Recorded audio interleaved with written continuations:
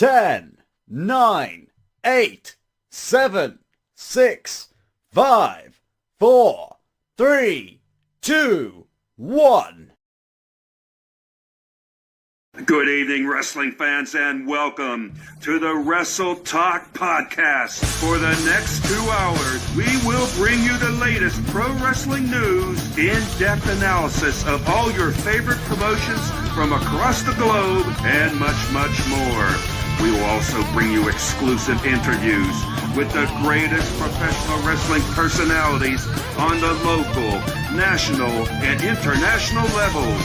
If you want to follow the Wrestle Talk Podcast, check us out online at www.wrestletalkpodcast.com. You can also follow us on Facebook, Twitter, YouTube, and Instagram. And now, it's time for the reigning, defending, undisputed leader in pro wrestling podcast, the Wrestle Talk Podcast.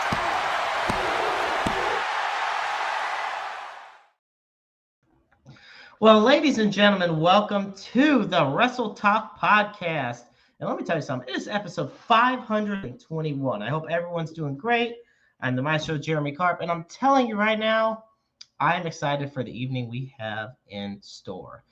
Of course, yeah, I know it's a little delay in the start time, but you know what?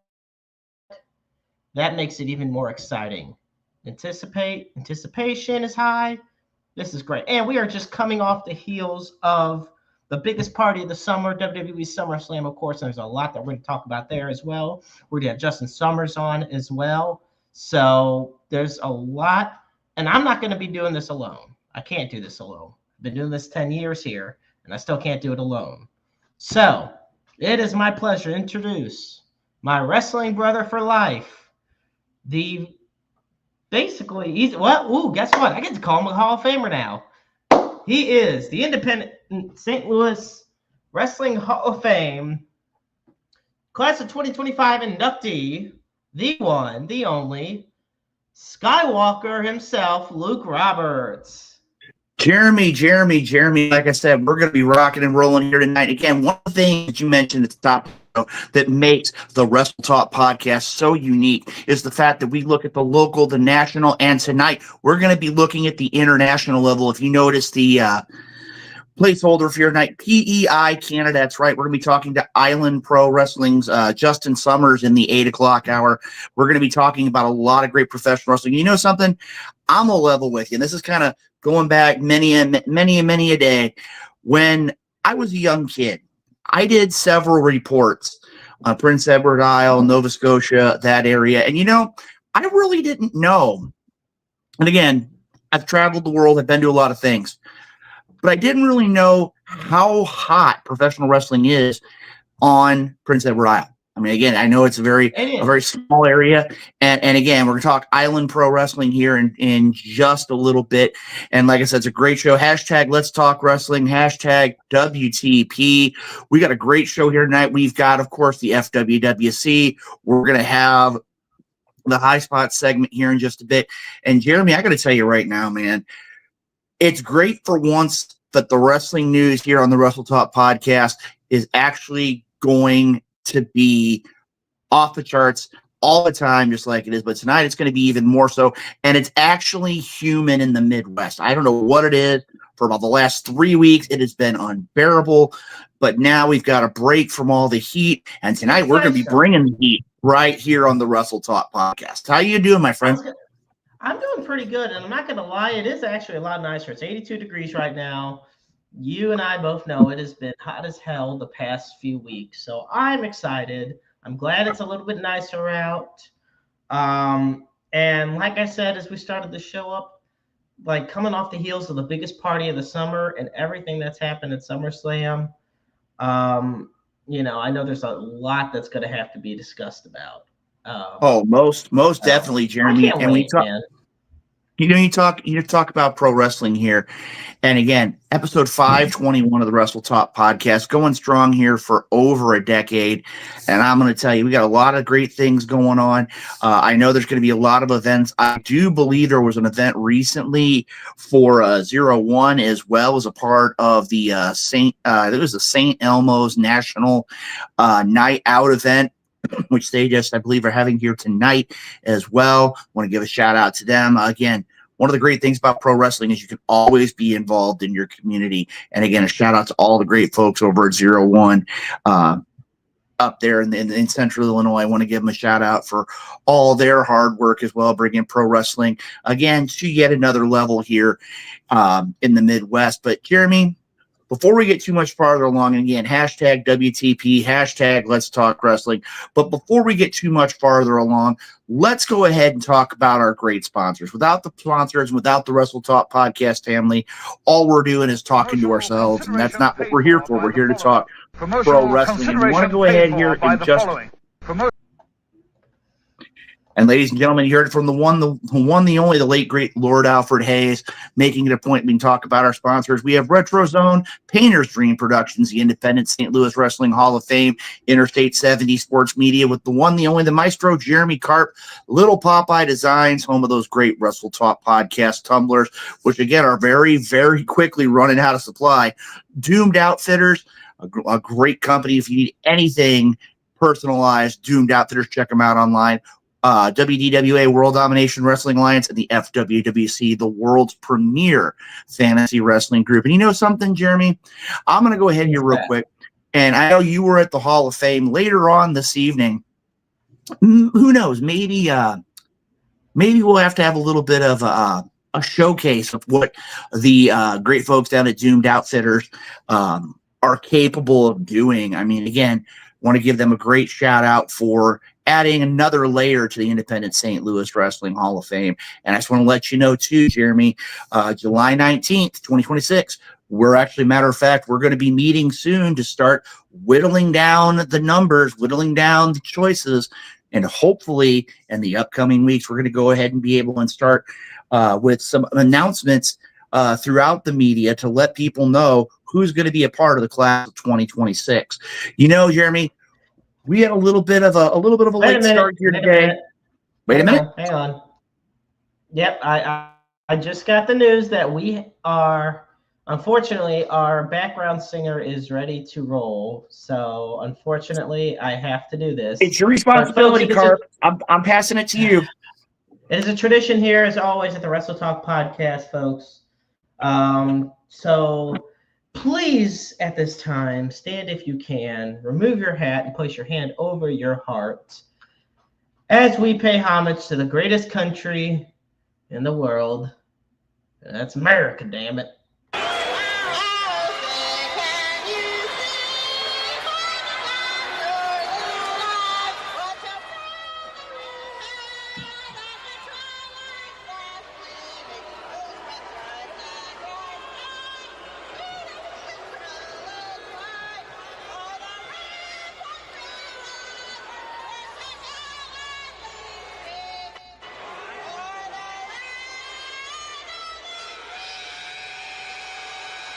No.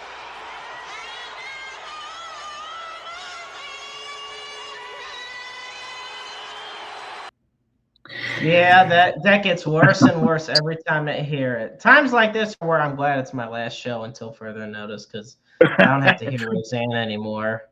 Well, you know, Jeremy, before we get too much farther along, I do want to give a shout out. As you know, I travel all across the Midwest trying to attend shows where I can. Want to talk real quick about CHWA, the Cottage Hills Wrestling Alliance. Not one, but two new champions crowned this past weekend.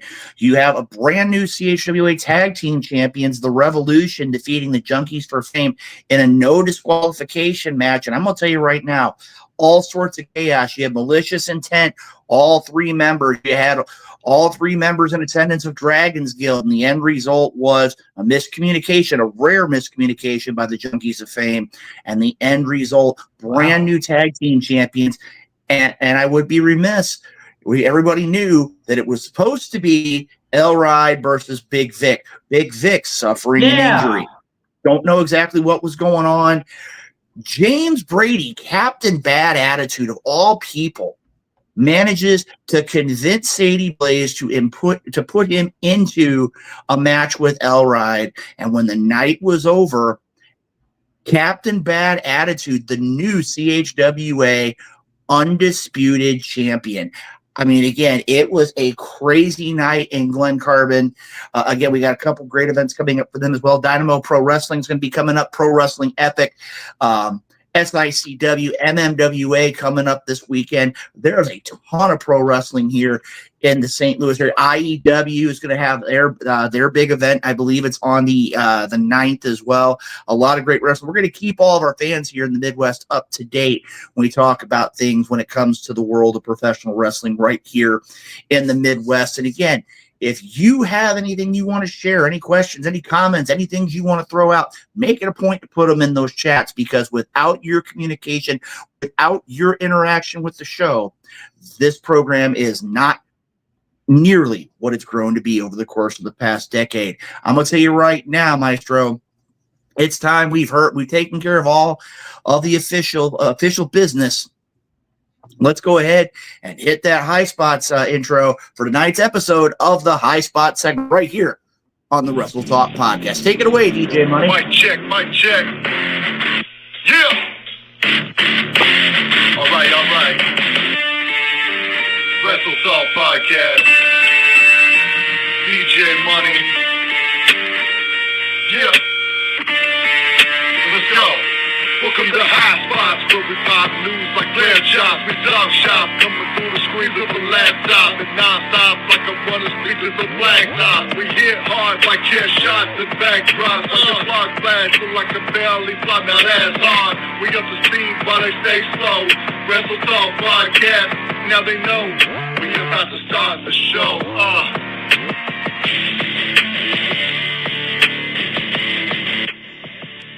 All right, ladies and gentlemen, DJ Money bringing us in here to the High Spot segment this week on the Wrestle Talk podcast. And I'm going to tell you right now, as I always do every time we hear from DJ Money, also make it a point, go online. We always talk about supporting members of the Wrestle Talk podcast family. Go out and check out Bryant Hill. A lot of great merchandise. A lot of new merchandise is going to be coming out here in the next few weeks, courtesy of the folks over at Bryant Hill. Again, you will not be disappointed. They are one of those products Luke Robertson endorsed, family business, not just Wrestle Talk podcast family, but family-owned, family-run. Check out Bryant Hill for all of your personal care needs. Again, shout out to DJ Money.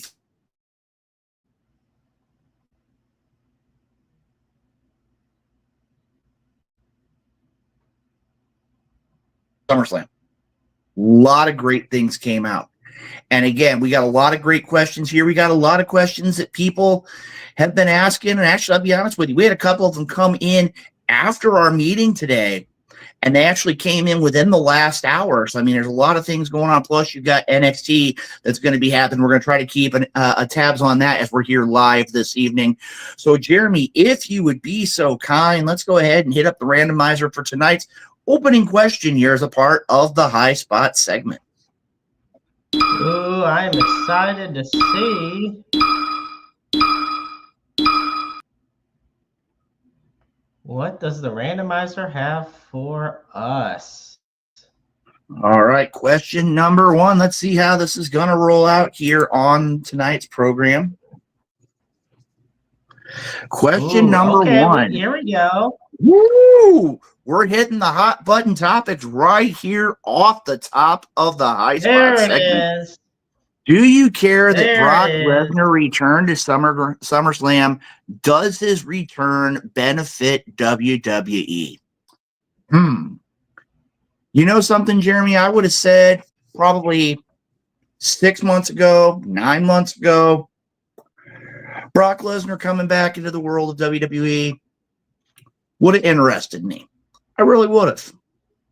But I'm going to tell you right now, to me, I'm like, so? I mean, again, you're sitting there, you got a lot of great wrestlers who are stepping up. I mean, again, you got John Cena's Farewell Tour, you got Cody Rhodes, you got Seth Rollins, you got CM Punk, you've got Roman Reigns, you got Braun Breaker, you've got You've got Bronson Reed. You've got main event Jey Uso.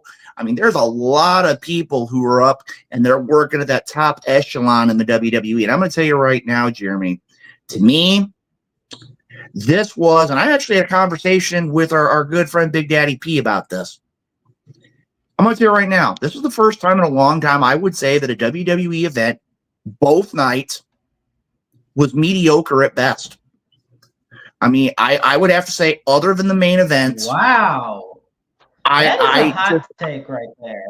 Yeah, I would say that, I mean, again, a lot of people I've been listening to have said that their MVP of the events, and I'm just going to level with you, my two MVPs actually come from tag team matches.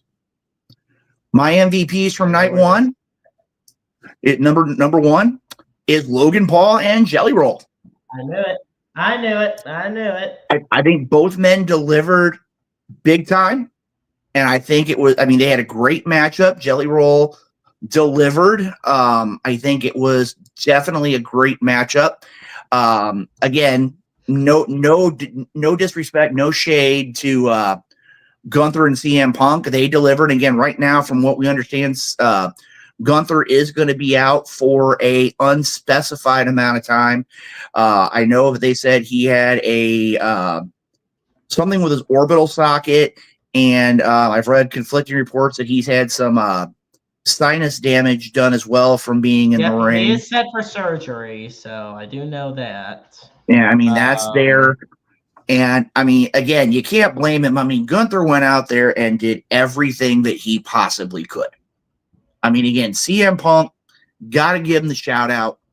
It was great, great matchup there. And if you were going to say match of the night, to me, that's it. Night two, again, not throwing any shade to Cody and John Cena. Again, great match. I think I heard somebody say 37 minutes, which on a WWE pay-per-view is not usually given. About 37 minutes was the John Cena and Cody Rhodes match, which I think it, not to cut you off, I do think it dragged on at the end. No, I beg to differ. I think it did. No, I think it did. I still loved the match, but at some point it just turned into a finisher spot fest. That's all but the question is, though, Jeremy, they kept kicking out of it. I mean, again, finishers. To me, I enjoyed it. I mean, I really did. I thought it was a good match. I mean, again, a lot of people say this was the passing of the torch, and when you sit down and you look at it, a lot of people say, and I've heard this from multiple media outlets, it went from Hogan to The Rock to Cena. And a lot of people feel that it's been passed now from John Cena to Cody Rhodes. And I think agree with that. I think Cody Rhodes very well could be the face of the company for the foreseeable future. The one that really got me in night two, we're not friends. It's that simple. I don't know what it is. It has grown on me. I love it. I mean, again, I was watching the post-show interview where they talk about that Charlotte Flair can't use the F word. And then it goes into their promo on Monday talking about kicking their A's. The promo with Alexa Bliss and Charlotte Flair is really fun. I'm getting a good what's the word? I get a good vibe. The energy's there. I love the chemistry. Now, I will say the only reason this has happened in the first place is because Charlotte Flair, they wanted to make her a face. She was being booed so loudly. She was basically being the heel in the feud with Tiffany Stratton. So they wanted a recourse, put her with Alexa Bliss, and it worked because everybody loves Alexa Bliss, and her and Charlotte actually have great chemistry. It really shows. Well, you know something, Jeremy? I want to put it this way, and it goes back to what you're talking about. And I want to actually take, and again, I'm just going to put it out there. I heard this from our broadcast colleague, Dave LaGreca. And I think LaGreca made a bunch of sense. It was actually him and Bully Ray. And I look at it from a perspective of, if you want to give Charlotte Flair the opportunity to continue being that top level main event player that she has been for so long in the WWE, you need to give her that opportunity of I almost want to say a reboot. And I don't mean, oh, well, let's go ahead and let Charlotte come back with all the fancy things and this, that, and the whatnot. Give her an opportunity for about a year and a half to brush all that stuff away. I mean, again, my prime example, there's actually two of them. One, I would dare say, for a short period of time, was John Cena. But I look at it from the idea of The Undertaker. When you get him as the American, how you want to put it? Because you know me, I heard, but he's riding the Harley, he's carrying on, he's doing this, that, and the whatnot. He's leaving everybody in his wake, and it gave us an opportunity for a couple years to not see him as the dead man, so to speak. And I think now giving him the opportunity, or giving Charlotte the opportunity to kind of have that reboot. And again, I can't help it. I was rolling both days. And when it comes down to it, the idea of Charlotte and Alexa Bliss, and they're taking their jabs at one another. I mean, it's not a, oh, well, we're besties. No, they're friends that are okay. They're friends that will take jabs at one another. And I think it's organic. I think it's going to do very, very well. And as long as they can stay healthy and stay away from the injury bug, I think that Alexa Bliss and Charlotte are going to have a significant run as women tag team champions. Okay. Well, that's good, fine, dandy. But here's my thing about Brock Lesnar. I'm not discounting and discrediting anything you've said, because I believe it, and I love the whole new Charlotte Alexa Bliss tag team. I do think the torch is being passed on to Cody Rhodes, which does put Cena kind of on the back burner as far as being involved in the main title picture. Now, in comes Brock Lesnar. Does it need to happen? No. Did John Cena turning heel need to happen? No. None of these things needed to happen. No, it didn't. They did it because they believed that The Rock was actually going to give a crap enough to stay with the company and do a program. And when The Rock was finally like, yeah, no, we're not doing that, then it's just John Cena kind of going out there and doing his best to hate people. And don't get me wrong, never thought I'd see heel Cena again, but the point is, Brock will draw people. Brock will draw money. And I guess if that's what we're going with, then it benefits WWE. From a PR standpoint, it's a nightmare. Yeah. From a PR standpoint, this is an absolute catastrophe waiting to happen. And because, whether or not the allegations regarding him are true, just him being tied to Vince McMahon in any way, shape, or form is bad luck. So I will admit it was a great shock moment. You could not have paid me to guess Brock Lesnar was coming back at SummerSlam. But I think aside from economics, Brock's return does not benefit WWE. Well, Jeremy, I know that you and I have had this conversation in the last couple of days. There have already been countless media sources that have already said that they are going to have people boycotting the WWE for this sole reason. And I have to agree. I mean, again, he's going to be a monster. There's not really a lot of super big guys right now outside of who Seth Rollins has aligned himself with. And I'm going to tell you right now. Which is true. Yeah, I mean, it just, to me, I don't foresee there being any benefit other than the shock value and convincing people of, oh, anything can happen in the WWE, going back to the days when we were kids. But when it comes down to it, I don't see any reason why we needed that. I really don't. It would have been, to me, it would have been interesting. Why don't you get The Rock to show up? Why don't you get maybe an unannounced appearance from The Undertaker? Why don't you get somebody that's completely not on the radar to be there? And to me, and I think we're in agreement, Jeremy, Brock Lesnar is not that person, in my opinion. Absolutely. Well, I say we keep this ball rolling. We're already on a hot start as far as our high spot. So let's see. Well, Jeremy, before we go to hold on, before we go to the next question, let's go ahead and take a real quick look here and see what the viewers have said, because I know we're kind of starting off hot here with this question here, and we're looking at what's there. Does Brock Lesnar?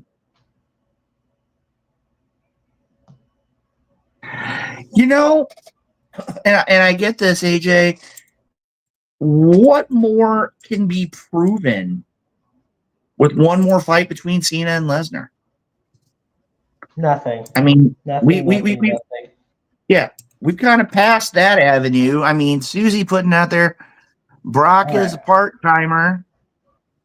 Yeah, he doesn't. I think Susie's right. That's all I got. Yeah, I think Susie's right on point too, man. I mean, again, and to give a shout out again, let your friends, let your family know we got a lot of these hot button topics to talk about here on the high spots. One more here from our broadcast colleague.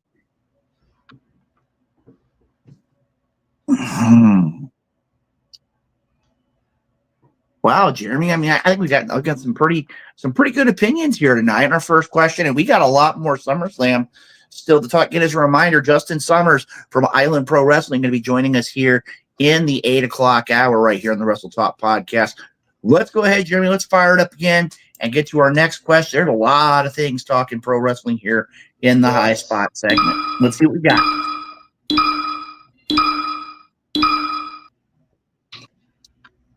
All righty. Question number 2 in the high spot. Woo! Based on his loss at SummerSlam, have we seen the end of Karrion Kross in the WWE? I'm going to be short, sweet with this one. If they literally let Karrion Kross and Scarlett leave, they are making a huge mistake, because those two are extremely entertaining. Kross is a great wrestler. I mean, the fans were chanting for him at the post show, and Triple H was playing it off, acting like, oh, they want Brock. No, they want Kross. They want Karrion Kross, who has put him because he's put himself over.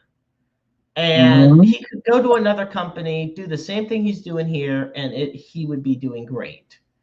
I think it's just WWE botching him up. Their contracts are expiring soon. They might not get re-signed, and they would have no one to blame but themselves.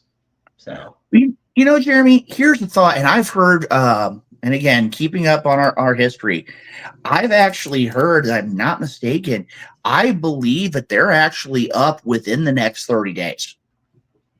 So this realistically could be the last time that we see Karrion Kross and Scarlett in the WWE. And I'm going to tell you right now, a man named Vince McMahon once said that the WWE gives opportunities. And I actually want to go take a minute here, and I want to look at something that was mentioned. I think it was on SmackDown. They were talking about the idea of Karrion Kross writing a book, which is out. I know you can get it on Amazon and countless other of your local retail outlets online, and you can get it in your local store, so you go to a bookstore nowadays. But when you go out there and you see the reaction that he's getting, and it's an organic reaction. That's my word of the day, organic. It's not WWE manufactured. It's something that's taking place. And I'm going to tell you right now, if this is the last we're going to see Scarlett and Karrion Kross in the WWE, I would say this, and I'm just going to say flat out, I think AEW would be crazy not to hire him. And this would be one of those, to be honest, this would not be a 90-day no compete. This would be a, hey, I'm gone, I'm available, sign me. Yeah. Because a lot of people, they dug Killer Cross in TNA. He's got a lot of other promotions he can go to. I think the idea of him going to Japan would be very interesting to me. The idea of going to maybe an MLW would be of some interest to me. But I mean, again, both of them have an infinite amount of potential, an infinite amount of ability and worth they bring to a promotion. And this is going to be one of those of where if the WWE said, oh, well, they didn't take their opportunity. No, you did not give them the opportunity. You just sat there, and again, like you said, Jeremy, they did not have a clue what they had with Karrion Kross. I agree. And I'm gonna tell you right now, this is going to be one of those. If they, to me, this is one of those that you lose like a Donovan Dijak, like a Baron Corbin or Bishop Dyer now. You look at those individuals, they're good-sized guys. They know what they're doing in the ring. They're capable of things that wrestlers are not doing today. And you're now to a point where you're letting these people, which, and again, there's a caveat here. They're not the stereotypical wrestler of the 1980s. The big guys that were 6'5", 6'6", 6'7", 300 pounds, just big, burly guys. No. Triple H is giving the chance to some of the smaller talent, and that's great. But you still got to have a balance. And right now, we know that as we saw last night on Raw, and spoiler for those that did not watch Raw last night, was the idea that during an interview, an errant punch is now going to lead to Sami Zayn and Rusev. I'm done on that one because it's just. Yep. We're going. We're moving on. It's going to get bad to worse. I already know. We're going to see what's next because it's going to get worse.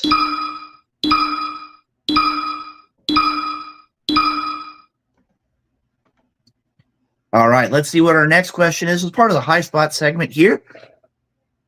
Was the change to John Cena prior to SummerSlam a good idea? Well, it seems like we've kind of come roundabout here.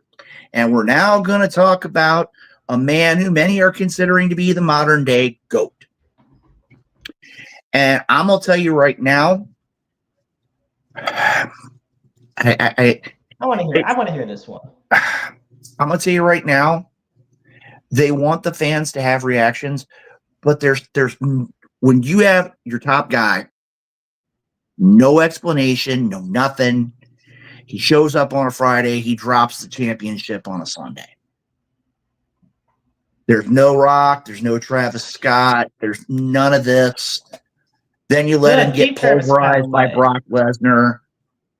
It's one of those where I get listening to your audience, but this one leaves me scratching my head and going, why? It's just that simple. Why? All right. I'm going to tell you why. I will tell you exactly why. Because it needed to happen at some point or another. Now, I'm going to say this. If the whole plan was the linear idea of, hey, Cena's going to turn face, Brock's coming back. If that all is happening if one's happening because of the other, it makes total sense. If Brock Lesnar wasn't coming back and John Cena was still turning babyface, then it doesn't make sense. But now there is a reason. And on top of it, Here, I'm gonna ask you a question, Luke. When was the last time we saw The Rock? When was the last time we saw The Rock? Elimination Chamber? When was the last time we saw Travis Scott? WrestleMania getting flattened by Cody Rhodes. Exactly. When's the last time either of them appeared on a Monday Night Raw or a Friday Night SmackDown? I don't know. That'd be a good way to put it. None. I don't know. None during this whole storyline. So basically, John Cena, they needed a quick out.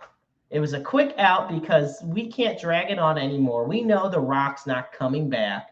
Travis Scott's not going to get involved in any more of this stuff, which is fine because give me Jelly Roll and Bad Bunny and hell, even Stephen Amell over freaking Travis Scott any day. But no, it needed to happen because they had to pull the plug on this heel turn because honestly, I think it just all revolves around Brock. Because what happens if Cena stays heel, drops the title, and Brock still comes out and kicks his ass? What does that mean? Are the fans going to be sympathized with Brock or are they going to, or not sympathize, but are they going to still cheer Brock, or are they going to cheer Cena? Like, you're not going to have, you can't have two heels in Brock Lesnar and John Cena fight each other. That you can't do. That's one of those, in wrestling, you can have heels fight each other and you can have faces fight each other. You can't have two heels in Brock Lesnar and John Cena and expect them to fight each other. If they ran different programs, they could both be heel. That's fine. But if you're going to put them in a program together, which is what Cena wanted, then no. So that's why they pulled the plug on this. I do think it was rushed.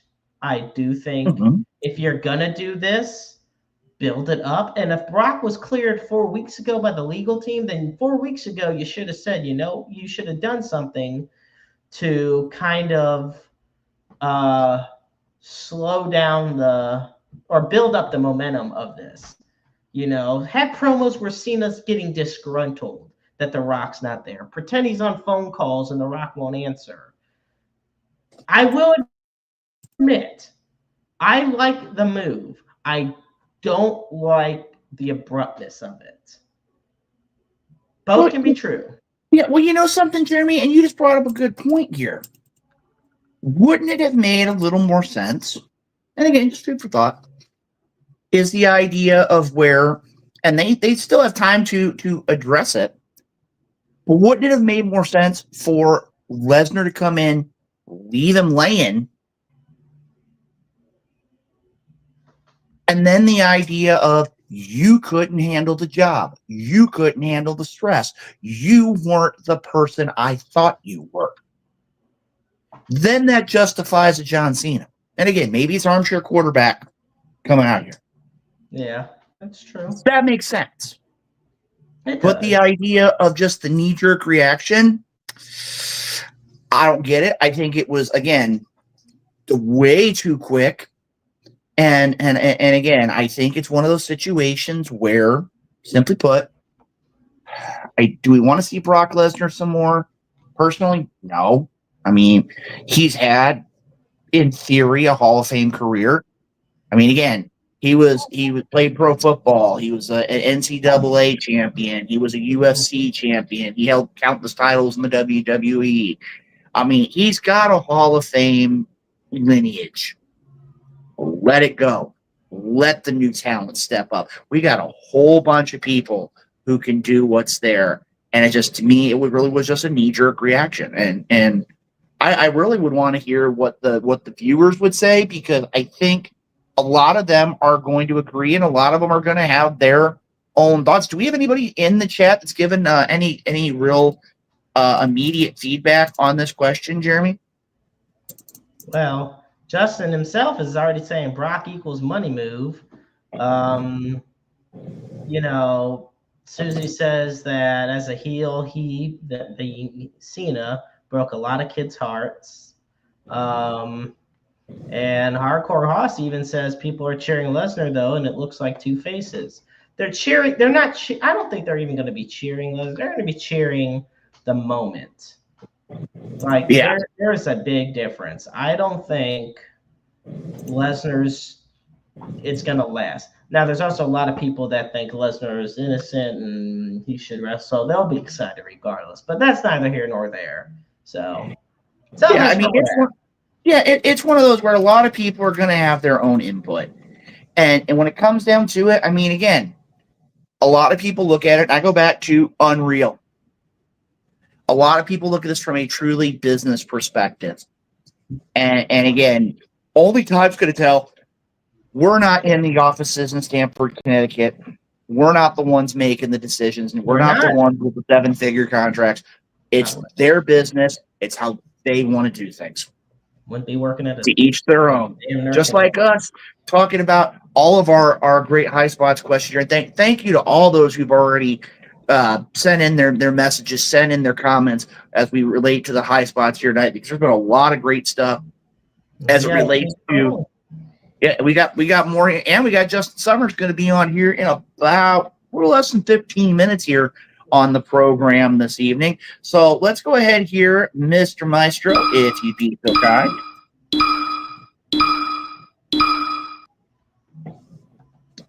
Let's see what our next question is here. Ooh. Do you feel Seth's cash in on Punk was the right move? Were you surprised? It was perfect. Maestro, I'm gonna this is you. I'm sorry, Luke. I'm sorry. I just have to say, I think this was perfect because, come on, this CM Punk Seth Rollins feud has been so much fun. The hatred that they have for each other is like you legitimately feel it. And come on, I think it was the great move to have CM Punk get his moment. Yay, let's get the pop. Yay, CM Punk finally won the world title. It's been 13 years or whatever since he's won a title in WWE. And then just like that, Seth Rollins ruins it. It's perfect. And then what happens last night on Raw? Yes, more spoilers. CM Punk, interferes in LA Knight's title match with Seth Rollins. And what happens? CM Punk still gets laid out. Like, say what you want about the heels. Like during the Triple H Evolution era, he was always out on top. And if he lost the title, it was maybe for 2 weeks, and then he somehow was able to get it back. But right now, having Seth Rollins and Bronson Reed and Braun Breaker, reign victorious and end these shows on top is what WWE needs. And Seth Rollins is, to me, Seth Rollins does a great job either way, as a babyface or a heel. But as a heel, the dude is freaking diabolical, and it is great. And I think it was a predictable cash in. But at the same time, it can be predictable and fun. And that was a predictable and fun because there's going to be a lot of great matches. We might see war games with Team CM Punk versus Team Seth Rollins, basically. True. And so that's what I got about that. That's all I have. Luke? Well, Jeremy, and again, this may show my age. I mean, again, as you said, a lot of people said my first wrestling license, as you always joke, was made out of stone. But when you sit here and you look at it, this reminds me in the last 6 months. I can't place who said it. It's almost like wrestling, when it comes to what happens, is going backwards a little bit, and I love it. The idea of keeping things so close to the chest, so close to the hilt, that nobody knows until they need to know. It's like the great magicians in life. They don't tell you the trick until the trick is already done, passed you by. And to me, I look at it from a perspective of Seth Rollins going out there. They say he was injured. They say that it was inconclusive. Guys, I'm going to tell you right now, I've had knee examinations. I've had neck examinations. It's very rare after a couple days to not go back, and in a week's time or close thereof to have some kind of a update.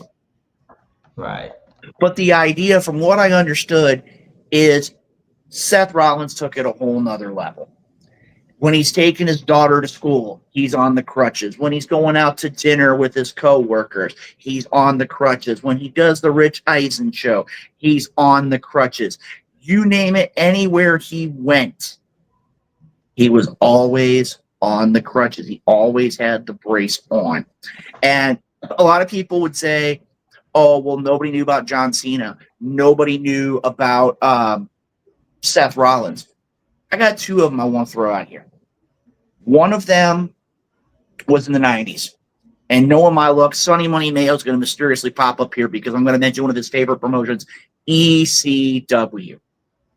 And the idea when the Sandman was blinded. And he went for, I think they said it was a month, 6 weeks. He never left his house. He had the eyes covered. Nobody knew, is the Sandman going to come back?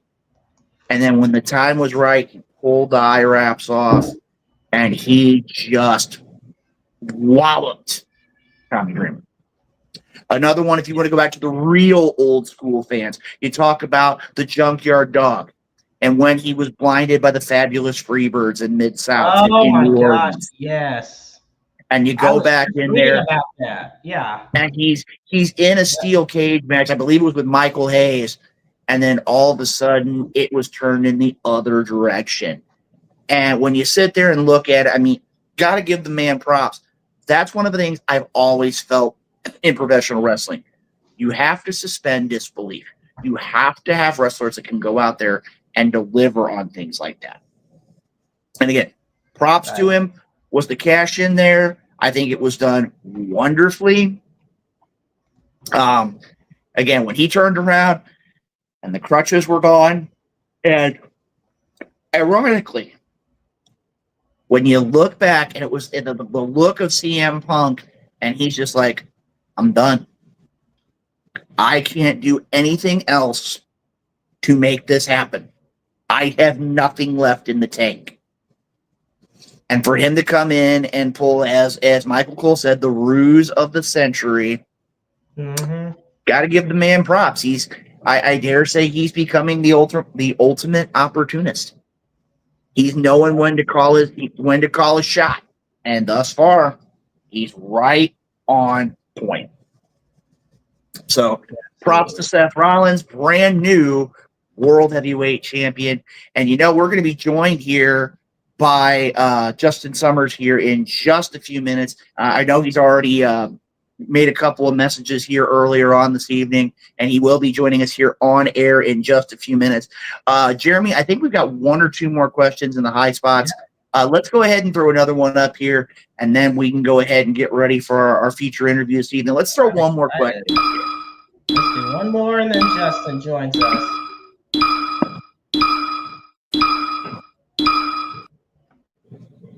All right, let's see.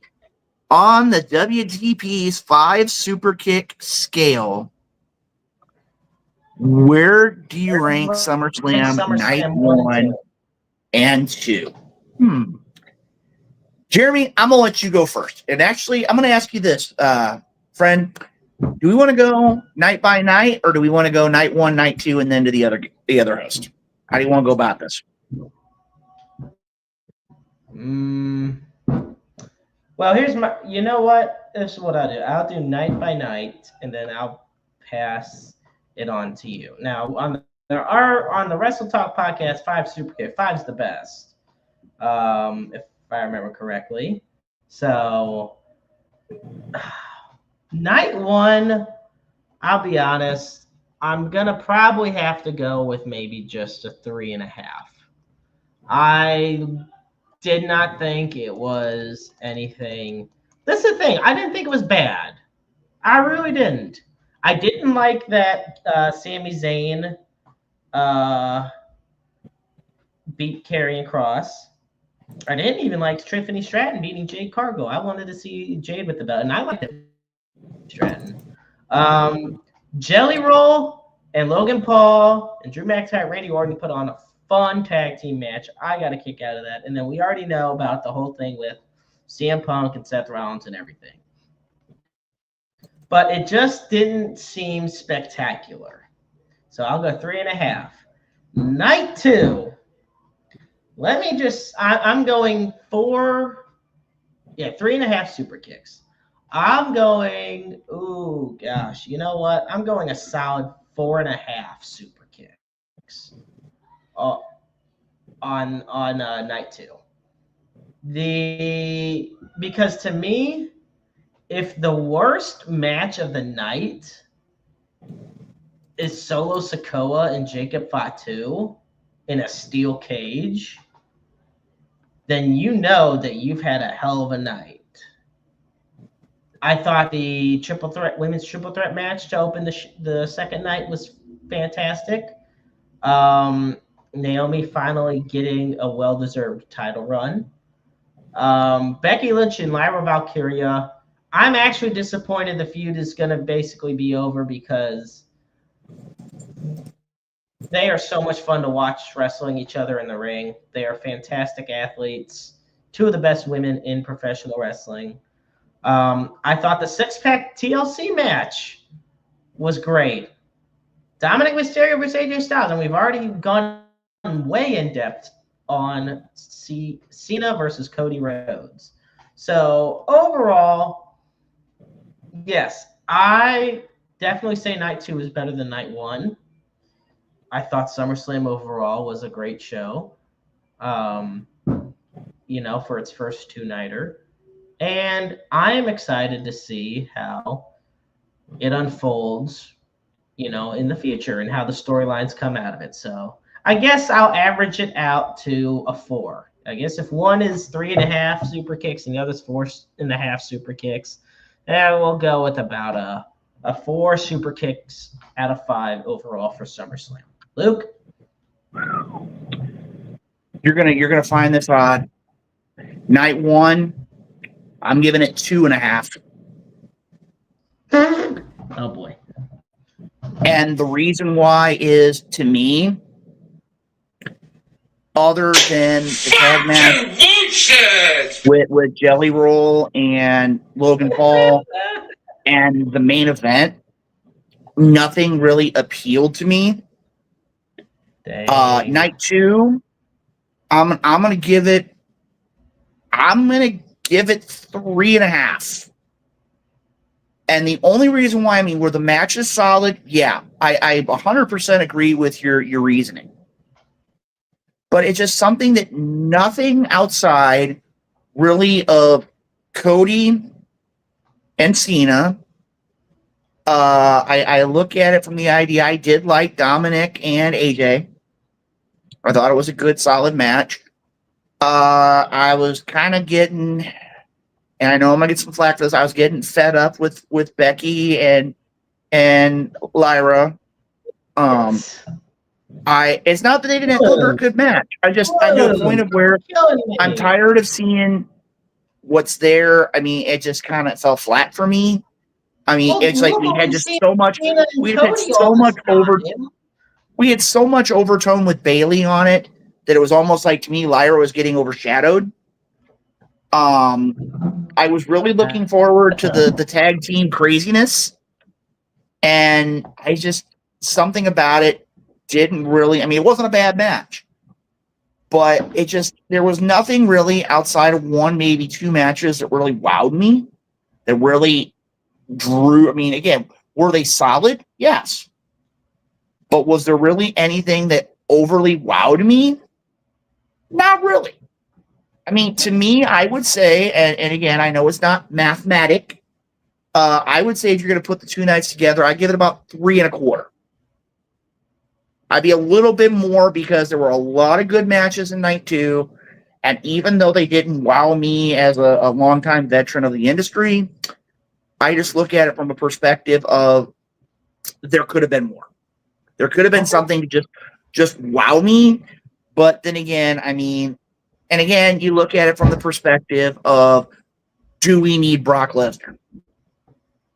Well, You take what's there, and you have all these matches that are really, really good, and then you have Brock Lesnar come in and it puts everything back down again. So, well, you know, there is a bright side to all this. You talk about, oh my goodness, I got a special guest wanting to join me. I guess hey, hi, sweetie. I know this is the best part.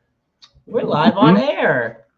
Yep, we're worldwide. This is my amazing daughter, Brooklyn. Hi.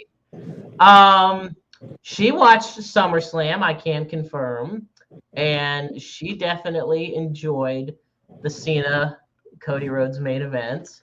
She was definitely shocked Brock came back, so weren't you? Yeah. So overall, you know something, Jeremy? With your daughter in the picture, man, you always talk about how you've taught her how to yeet. So I mean, again, she very much is going to fit in very well. Fit into the wonderful world of the Wrestle Talk podcast family here. Absolutely. And we're about to have our special guest on the show. So that's even more exciting, isn't it? Yeah. Well, you know, Jeremy, we're going to go ahead and be joined here by our guest in just a minute. But before we do go any farther, like I said, this concludes the High Spot segment here on the Wrestle Talk podcast this evening. Before we get too much farther along, let's go ahead once again and thank our great sponsors, for without who the Wrestle Talk podcast does not happen each and every week. Let's go ahead and throw up our podcast sponsors one more time. Again, without them, the Wrestle Talk podcast paid for by the following promotional does not take place each and every week. We got Retro Zone, Painter's Dream Productions, home of a lot of great websites. Also, you need to check them out on Fridays for the Snippets of Truth podcast right here on the Wrestle Talk Podcast Network. The Independent St. Louis Wrestling Hall of Fame, Interstate 70 Sports Media with the maestro Jeremy Karp and Roundabout Sports. You also talk about Little Popeye Design, some of those great tumblers, Doomed Outfitters. We got the WDWA, which you can catch next Tuesday right here at 8 p.m. Eastern. And, of course, the FWWC, the world's premier fantasy wrestling group. And again, also want to give a great shout-out to all of our fans who've been tuning in and giving us their support here as a part of this week's episode. Now, you know something, Jeremy? We have a guest here. And, again, one of the things I felt very fortunate in all of my time here being on the Wrestle Talk podcast, and I know it's one of the things that you and I have talked about countless times, is the opportunity for us to talk about professional wrestling and talk about professional wrestling, not just here in the United States, but having the opportunity to talk about professional wrestling throughout this planet. And this has been an interview that has been in the works for several weeks. Again, it's great to hear about how professional wrestling is taking place throughout the planet. And it's our honor and privilege to be joined by an individual who's taking Prince Edward Island and putting professional wrestling and letting the wrestling fans have the opportunity to see good professional wrestling on Prince Edward Isle. He is a part of Island Pro Wrestling. They've got a couple events coming up here. We're going to talk all things pro wrestling, but it's official that we're now going to be joined here on the program by the one, the only, our featured guest this evening, Mr. Justin Summers. Justin, are you here this evening? How you doing, guys? Awesome, Justin. It's great to have you here. And I got to tell you, as I talked about at the top of the show, I've done a lot of studies outside of the wrestling industry on Prince Edward Isle, on Nova Scotia, on that part of the world. And I'm going to be perfectly honest. I didn't know up until a couple weeks ago that pro wrestling really was starting to make such a huge impact in that part of Canada. And you guys at Island Pro Wrestling have been one of those who've really been leading the pack when it comes to pro wrestling. And like I said, it's just a perfect fit for you to join us here on the program here this evening. And my first question, we talk about this a lot, but you had made mention to it earlier. I want to throw a little bit of it's one of our high spots questions we didn't get to here tonight, but I want to ask you, recently the WWE had released the Unreal series. And I want to ask you, before we go too far along, we've all heard about this pulling the curtain back and breaking all the stereotypes that we had in professional wrestling. Do you think that Unreal has a benefit for professional wrestling? I don't know. Like the days of kayfabe are kind of slowly moving to the side. People know it's sports entertainment now, so it's really hard. It was kind of like whenever the Undertaker started doing his podcast. I was like, oh, don't tell me things I don't want to know. Like, Exactly. yeah. So I don't know. It's there's an audience for it for sure. Well, Jeremy, while we're I was at it gonna here, your thoughts on Unreal as well? It comes back to the whole thing about kayfabe, and a lot of us grew up in the time where wrestlers that were enemies on camera would do their damnedest to make sure they were enemies off camera Exactly. for the illusion of the people. Yeah, really sell it. I think the perfect example has to be The Undertaker. Nobody probably was more in character in the 90s than The Undertaker, and when it came to protecting kayfabe, which is all the more ironic. He's become more out there when it comes to discussing things from behind the scenes. Yeah, that's what I mean. Like it was kind of he lived it for so long, and now he's doing the podcast and letting everybody kind of know the background of the Undertaker, and it's different to view him in like, hey, he's a regular dude too, vision. Very true, Justin. Now, now that we've gotten the non-traditional first question out the way, we're going to talk a lot about Island Pro Wrestling. We're going to talk about your background in the world of professional wrestling. Now, when it comes to pro wrestling, we all have our stories about how we got into wrestling. I mean, I remember I was a little kid sitting on grandma's floor. Jeremy was a very similar situation. What originally brought you to enjoy this wonderful world that we call pro wrestling?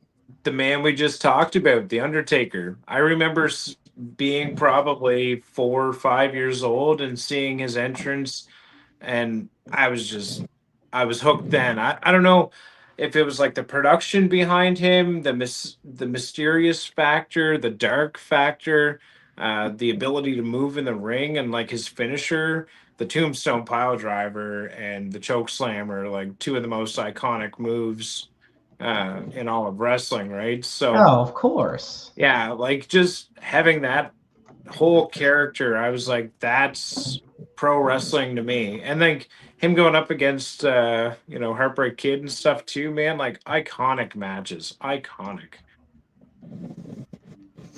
Well, Justin, I mean, again, I agree with you 100% on that, because there's a lot of wrestlers that when you find that one wrestler that connects, I mean, for me, and again, it might show my age, and I'm sorry, Jeremy, if it does, but to me, my connection, even though I watched a lot of Georgia Championship Wrestling when I was younger, my connection was Harley Race.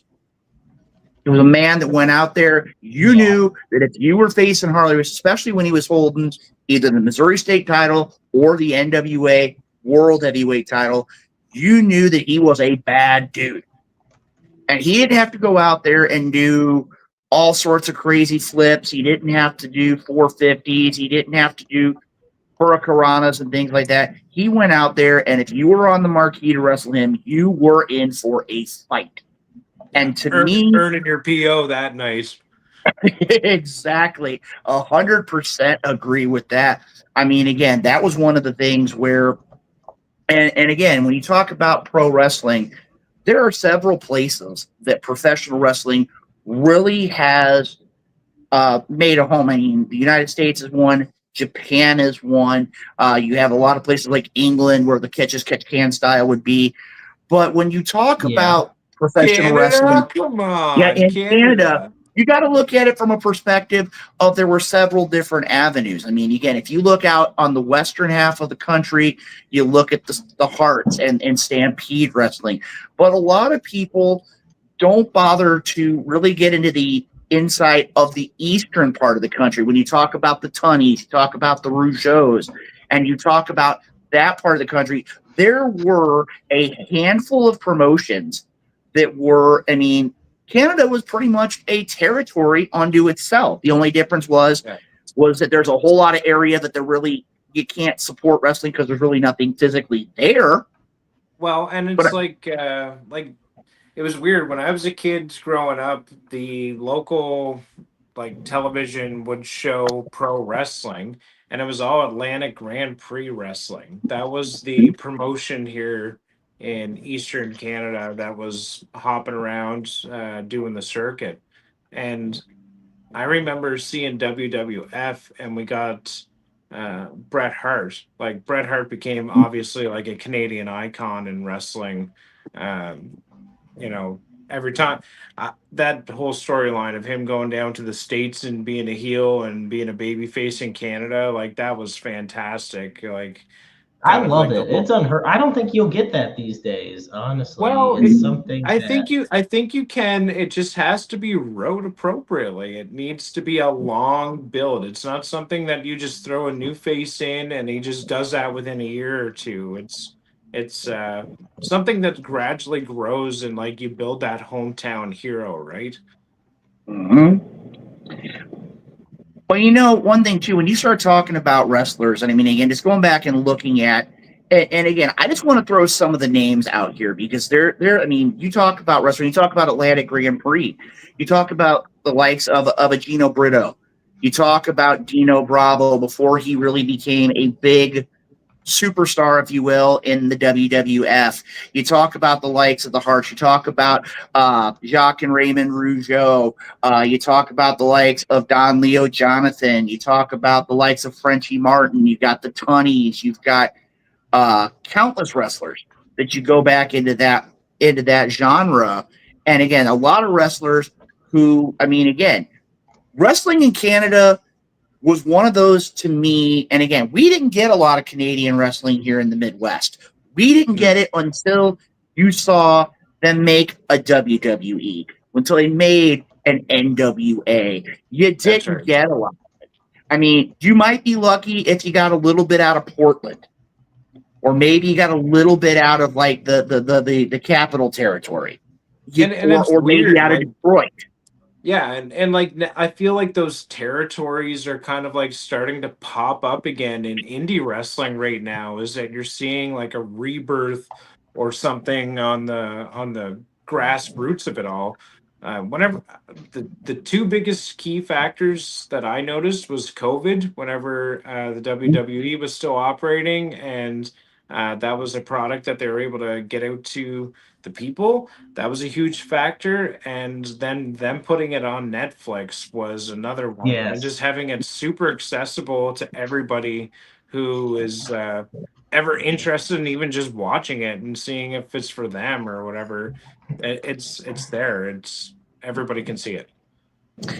Very, very true, Josh. I mean, again, when you sit here and you look at it, and again, another one that pops into my head when you talk about the Dupree family, and you talk about going back and kind of having that ADD here and bouncing back into it.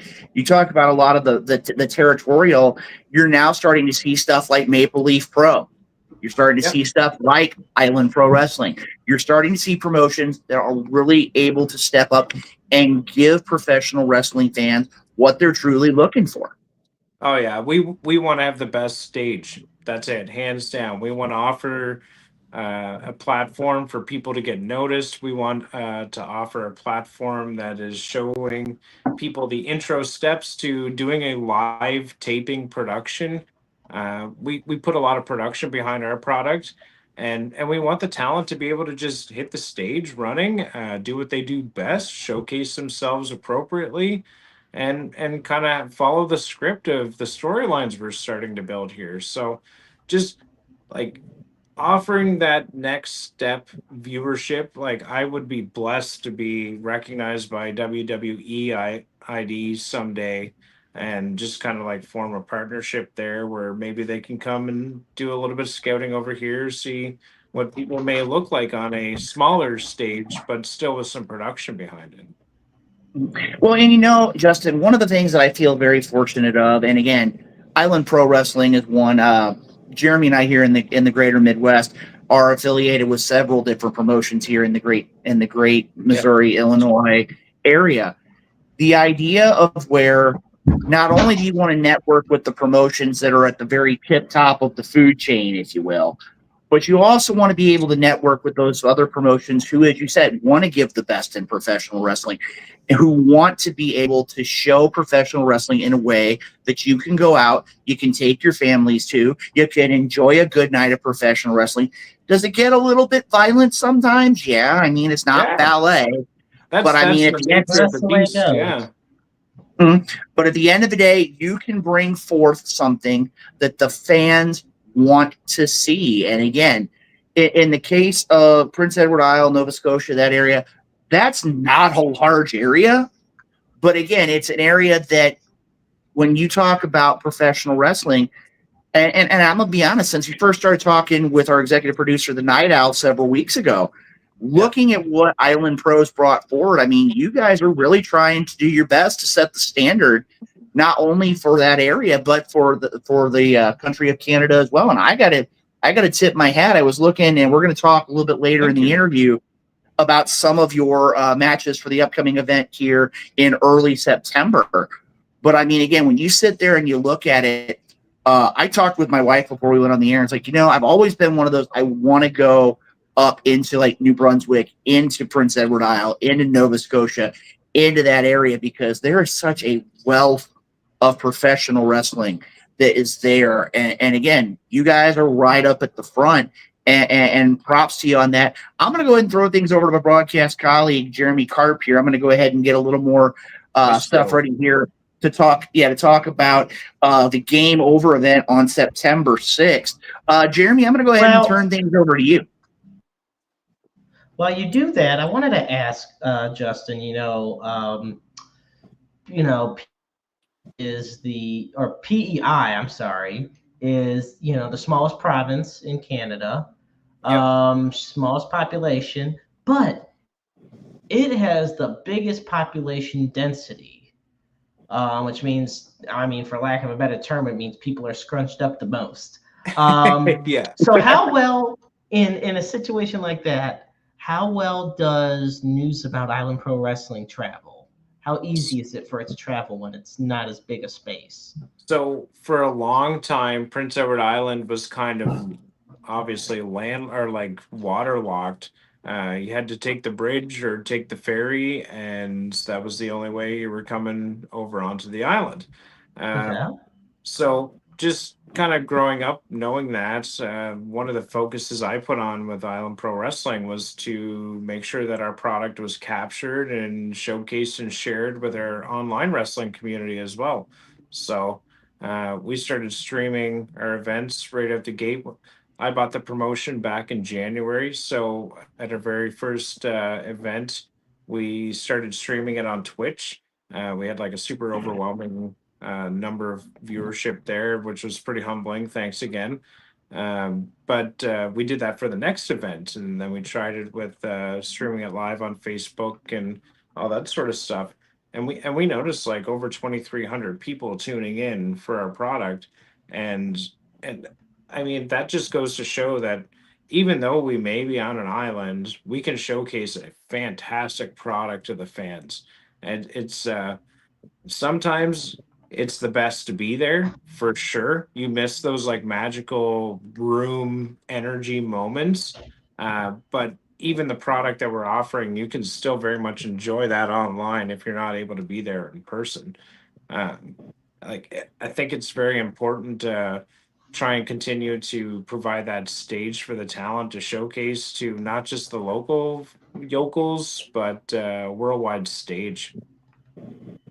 Okay. No, I love it. And I was gonna say, do you find that it's advantageous to you guys to be able to live stream your shows and put them on different social platforms as opposed to just, hey, come to the show and that's how you're gonna see us? So I think it's important for the talent to get the maximum exposure. I'm a promoter. I'm here to promote them. So we'll fill the venue here, but there's no reason that we can't capture it in 4 different angles and mix it on the fly and put it out live for all of our online friends to enjoy at the time too, right? So it's a lot of background work into it, but I think it's important because we're really doing the promoter's job, which is showcasing the talent and providing cool storylines along the way. And so I wanted to ask you as well about this, and I know there is a lot that Luke's going to be talking about in regards to some of the upcoming events. Um, you know, I guess the best way I wanted to ask this is, with you guys being up in Prince Edward Island, um, I mean, what is the appeal to other independent wrestlers that to take part in IPW? I think a lot of the talent see the efforts that are being put in and they recognize that there's an online push. I think people like the talent see that there's a good board of directors that are organized and being exactly as the name states, Island Pro Wrestling instead of Island Amateur Wrestling. We want to be doing professional dealings. We want to bring in talent that's going to be new faces for our local audience, or maybe just great talent to enhance our show to the best possible way possible for the fans. Like, really, at the end of the day, we have a board of directors. There's 7 of us in total, and we're always doing it for the fans. And if it's not fun first, we don't want to do it. So, we're here to put on the best show possible within the constraints that we have. And we've flown people in from Florida, we've flown people in from Montreal. Like, we're not scared to bring the appropriate talent in to fit the narrative of the program. So, I think just showing the fans both on the online community and local, like we want to provide the best show possible, and hopefully people recognize that and we just build something really cool with Island Pro Wrestling and make it worldwide. I love it. I think it is, a great opportunity, and it's something. And here's my last question before I pass it over. You talked about the board of directors, in that you're one of 7 people on this board. Yeah.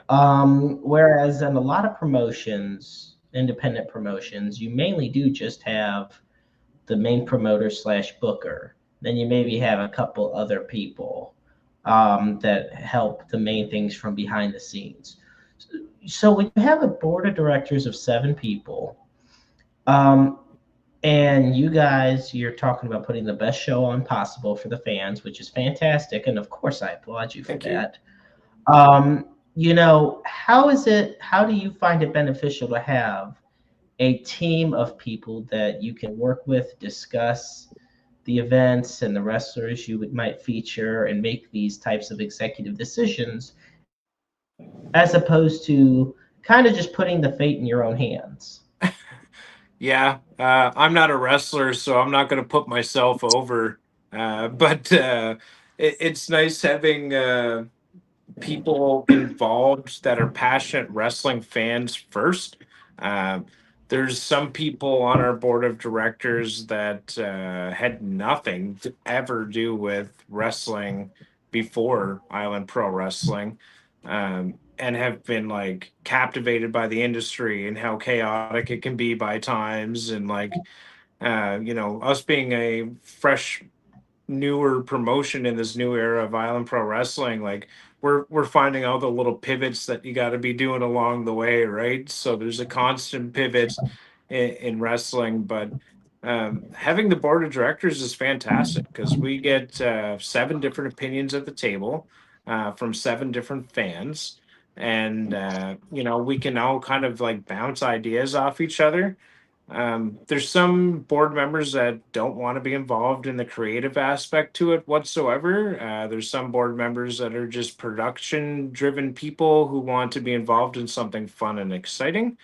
But like we've built like a really cool, um, kind of like a just like a little squad of people who have a passion for providing a quality product on a professional level. And yeah, I don't know, it's really fun. We just get to bounce ideas off each other. Like there's people on the board of directors that kind of like want to do some like old school, easy to digest style wrestling. And then there's people on the board of directors that are like, we need to be building a cage right now to do a hardcore match inside of it. So like you get all sorts of different visions and you just kind of start molding them into what do you think the fan wants to see and how can we have somebody provide those services in the talent to showcase kind of the vision that we're building. Okay. Well, Very. Luke, I'm going to Yeah. pass it on to you, my friend. Yeah. Good Well, question. well, I want to go ahead, Justin. I want to talk about. We're going to get around the idea of the history and the background, and let's get to talk about IPW's Game Over event. Now, there's a lot of great sponsors that you have for the event. I mean, again, you have Coastal Current, you have Jet Drywall and Painting, you have JT Graphics, you have Housefront Production Services. You've also got Prince Edward Isle Brewing Company as well that's interacting with your product. But one thing that stands out to me, which I really, again, this is going to be bad because we're supposed to be talking wrestling, but I looked at the event and it really kind of warms my heart. One of the groups that's involved with this upcoming event is the PEI Humane Society. Yeah. And can you give our viewers a little bit of how that all comes together? Because I'm going to level with you. You get lots of different charity events. I mean, Jeremy and I have been a part of countless of them over the course of our careers.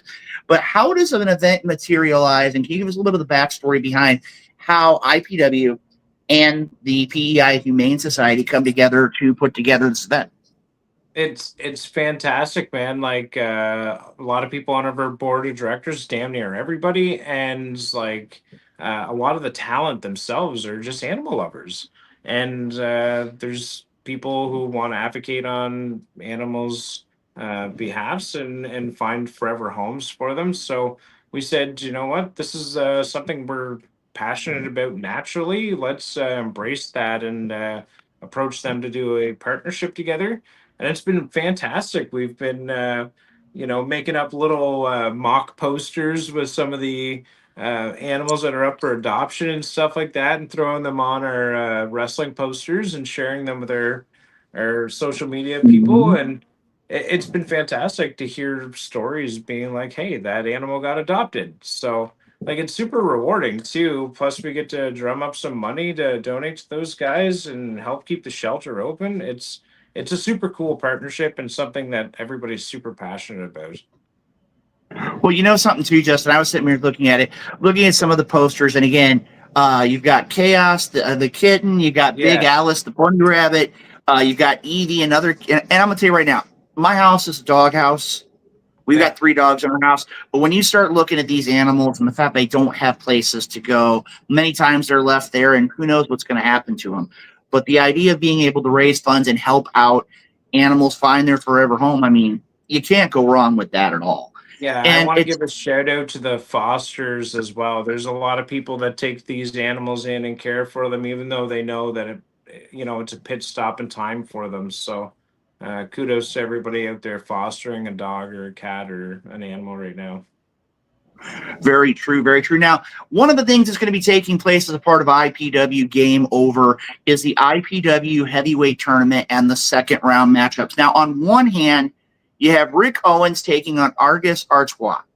Yeah. Now, can you give us a little back? I mean, Artois defeated Wesley Pipes in the first round. Rick Owens defeated Bobby Boyette in the first round. It's a name that I'm kind of familiar with here. I mean, having been at things like the Cauliflower Alley Club, at the Tragos Hall of Fame, I've heard the name bounce around a few times. Can you give us a little bit about kind of setting the stage for September 6th in the second round between those two gentlemen? Oh my God, my brain's going into overdrive. You're making me think of our master document right now. But there's a lot going on in that card, and it's a busy night. We got very important VIP matches to begin the night. That's kind of plays into the tournament as well. So I highly recommend tuning in for the VIP matches there. We're crowning our first New Era Island Pro Wrestling heavyweight champion. That's an exciting time. This belt has been sitting around for too long, and it needs to be on somebody's waist. So it's really great that we're coming to the end of the tournament here to crown a first New Era king. And then we got Zane Valentine and Eric Bass going against Tommy Billington and No Class Bobby Bass. Um, there's been some wild stuff going on in that saga there too. Probably a good area for me to tell everybody to follow our social medias to stay up to date with the storylines, because like we release a lot of content because we're trying to promote these people the best we can, and there's a lot of moving parts going on. Being a new promoter in the wrestling industry, I didn't know there was going to be so many moving wheels, but there's a lot of moving wheels all the time, and it's fantastic. We got women's match happening that night too. We have Ava Lawless coming in, going up against Chantel and Stormy Hale in a triple threat match. You know, and then there's the Prince Edward Islands title defense. We got the Maritime Luchador Fantana, and he's up on his first title defense against Caden, Port City's finest there. So, yeah, super busy night. Thanks for making me think of my master document again. So, Well, I was I going to love make it a this though. point I to bring love us this here. poster. Yeah, very That's true, it. Jeremy. Very true. Bringing up one of the animal posters here, but no, let's go ahead and take a minute here. And again, I wasn't trying to have you run down the whole show, but looking at here, and again, one thing that really intrigues me. I mean, again, you're talking about the IPW Heavyweight Championship tournament, yeah, and you've got that it's match I busy. already mentioned, but now you've got the Giant Orion, who right now is kind of sitting in limbo right now because Ricky Mortis, Logan Green, last event, both of them wound up having to be out of the tournament. No contest. And now the question is Orion going to get an automatic bye to the finals? Is this VIP match going to maybe settle the issue? And maybe is there going to be somebody who would have to step in to face? I mean, again, looking at Orion is not a guy I want to stand across the ring from. But is there going to be something down the road that maybe they're going to? I mean, because the odds are right now is Orion, I mean, without an opponent in the second round, I mean, he's got to be a definite favorite to be the new IPWA champion. So I that's what I was saying about the VIP match is holding so much weight on the main card here. In the last event, Logan Green has he's 1/3 of DDT, dudes doing things. And Sebi and Daniel Wall had kind of caused a bit of a ruckus and put Ricky Mortis through a makeshift table. So we ended up having to suspend Sebi and Daniel so we can actually get a one-on-one match with Ricky and Logan. So the winner of that match will move on to face Giant Orion in the second round. And again, when you look at the other side of the bracket too, Argus Artois versus Rick Owens. I mean, that's not a walk in the park either. Both these men are very accomplished inside the ring, and I'm gonna tell you right now, as it stands, assuming that the VIP match here, and we look at it right here, you got Ricky Owens and Argus Artois here. I mean, I can say right now, whenever you said the VIP match is gonna tell the story here. I mean, you've got somebody who potentially, if we can finally get some kind of an answer to how that's all going to play out, if somebody comes in from that part of the bracket, they could have 3 matches in one night. Yeah. And I mean, we said in a couple of local promotions I've done commentary for, winning one match in a night's tough enough, let alone having to go through and potentially having to win 3 matches to win the IPW championship. That's going to be a tough road to go. I mean, that's why I wanted to do the tournaments. I want the heavyweight championship to be earned. I don't want it to be placed on somebody just to say, here, get this belt on somebody and start the belt lineage. Like that's something that's earned in my mind. So, it's unfortunate that some of those guys, maybe in a circumstance where to win it, they got to do 3 times a night. But hey, they lost or they, whatever. Oh, I get you entirely. Now, one name that you had mentioned, No Class Bobby Bass. This is a name that I have had the honor and privilege to come in contact with in countless different places. And again, we're going to be joined here in just a minute. Again, technology, we had some technical difficulties. We'll be back with Justin Summers here in just a minute. But I know for a fact, Maestro, you had the opportunity when we went to the Hall of Fame up in Waterloo, Iowa. No Class Bobby Bass, I believe, was up there. He's been at the Cauliflower Alley Club, been to a lot of different events, and the idea of somebody actually having the gall, and please, whenever we get Justin back on the air, we'll be good to go. But we look at it and we see the idea of those two men. I mean, you got to do something. I mean, that's the ultimate show of disrespect. To not only take somebody's name, but I mean, the last name, the nickname, taking it all. I mean, Bobby Bass has literally done it all when it comes to the world of professional wrestling. And again, shout out to our good friend Bulldog Bob Brown Jr., our friend also Stuart Kemp for giving me the info here, doing my research here this evening on the program. But when you have this matchup between Zane Valentine and Tommy Billington, I mean, this is one Bobby Bass has got. I mean, he literally has, and I'm going to use a poker analogy here. He has two aces as his first two cards. He has got everything set up to where if Zane Valentine thinks he's going to step up and have any kind of a advantage, if you will, when it comes to IPW Game Over, that's going to be a completely wrong attitude to have. I agree. So, no, most definitely. Like I said, right now we're still waiting for Justin Summers from Island Pro Wrestling IPW to join us here. All right, and he's going to be back here in just a few moments here. All right, Justin, welcome back. We were talking about right before he came back on the air is the idea of the match between Zane Valentine and Tommy Billington. And I use the analogy, if you're playing poker, Bobby Bass has two aces in his hand. That's a given because you've got Tommy Billington as the person that's going to be walking beside you. I mean, Bobby Bass is I dare say, a legend in Canadian pro wrestling. Had the opportunity to meet him on countless occasions through my good friend too, Bulldog Bob Brown Jr. Also a shout out to Stuart Kemp. I've known of him for several years now. But the idea of where I don't know which is going to be worse. No Class Bobby Bass trying to steal the thunder of somebody with the legacy of No Class Bobby Bass, or drawing the card of having to face Tommy Billington at Game Over. I don't know which one of those is going to be the worst thing to have in that matchup. I really don't.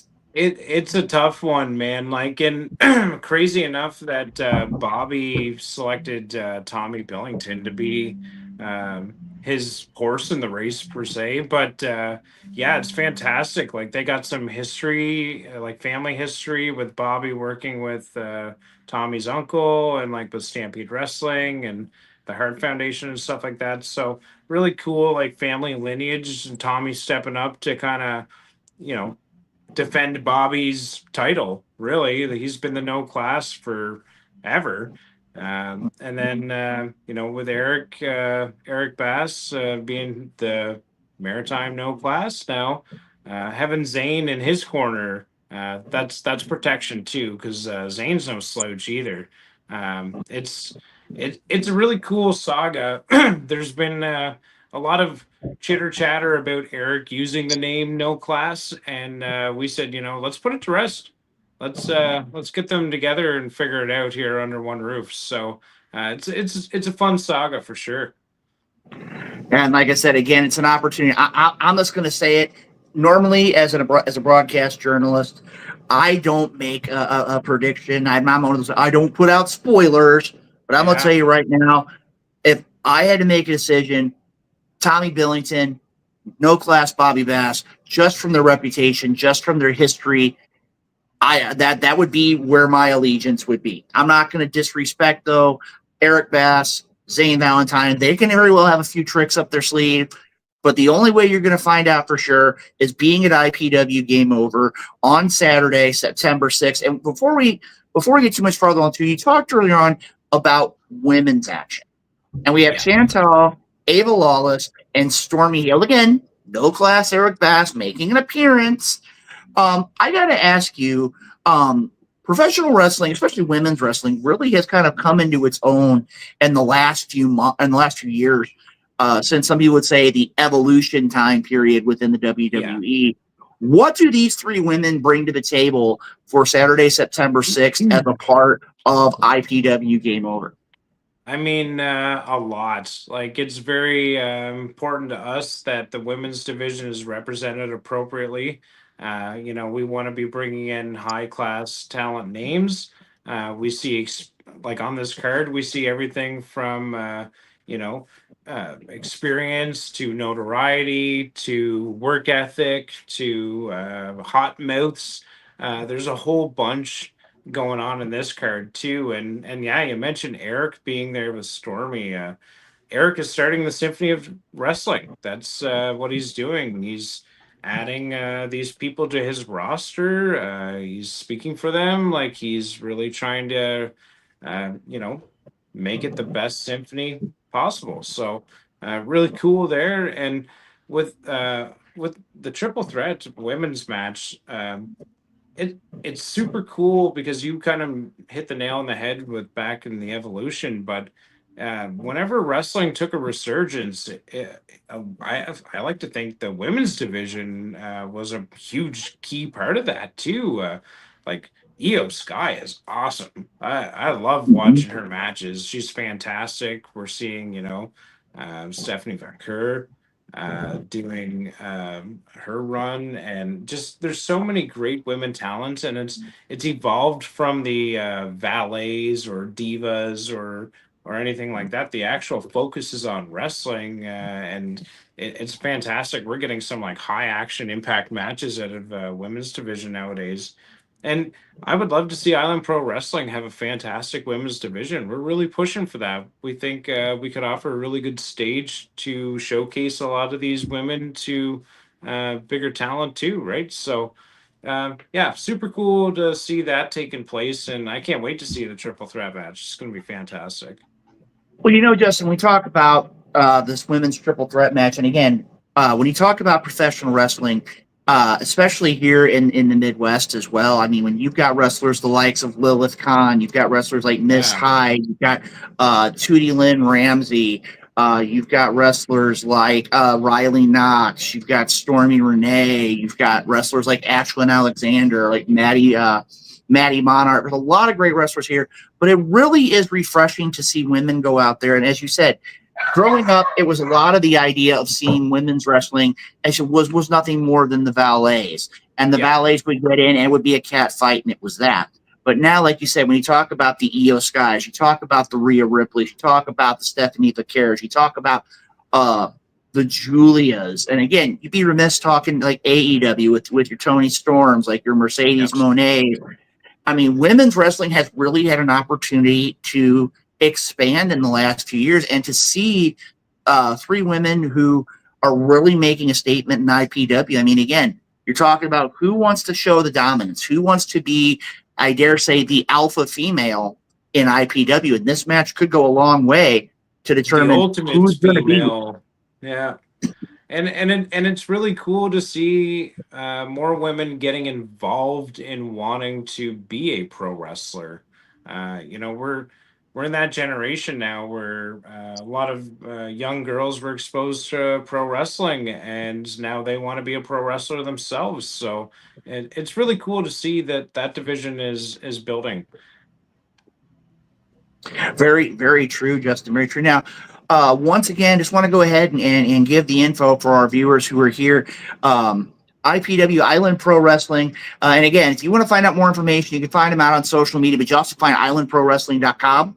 Up things to keep you up to date as well. Saturday, September 6th, general admission $30 at the door. VIP doors open at 4. General doors open at 5:30, and the show starts at 6 o'clock. Again, you're gonna have an opportunity to see a great night of professional wrestling action. The crowning of the busy. Yeah, it's gonna be busy. Yeah. The crowning of the new era of the IPW Championship. You got the second round and the finals that are going to be taking place. You've got women's action. You've got the first defense of the PEI Championship. Santana taking on Caden. And I'm going to tell you right now, that match, and again, don't laugh, Jeremy, because I know where you're going to laugh at this in a minute. Back when I was younger and I wasn't as big as I am now, I remember being in that category of the 200, the 220, I don't want to say the smaller wrestlers, but the wrestlers that are often kind of lumped into that middle tier. And these two gentlemen are not. They're fighting over the PEI Championship. But both of these men, you couldn't rule out them being in the hunt down the road for that IPW Championship as well.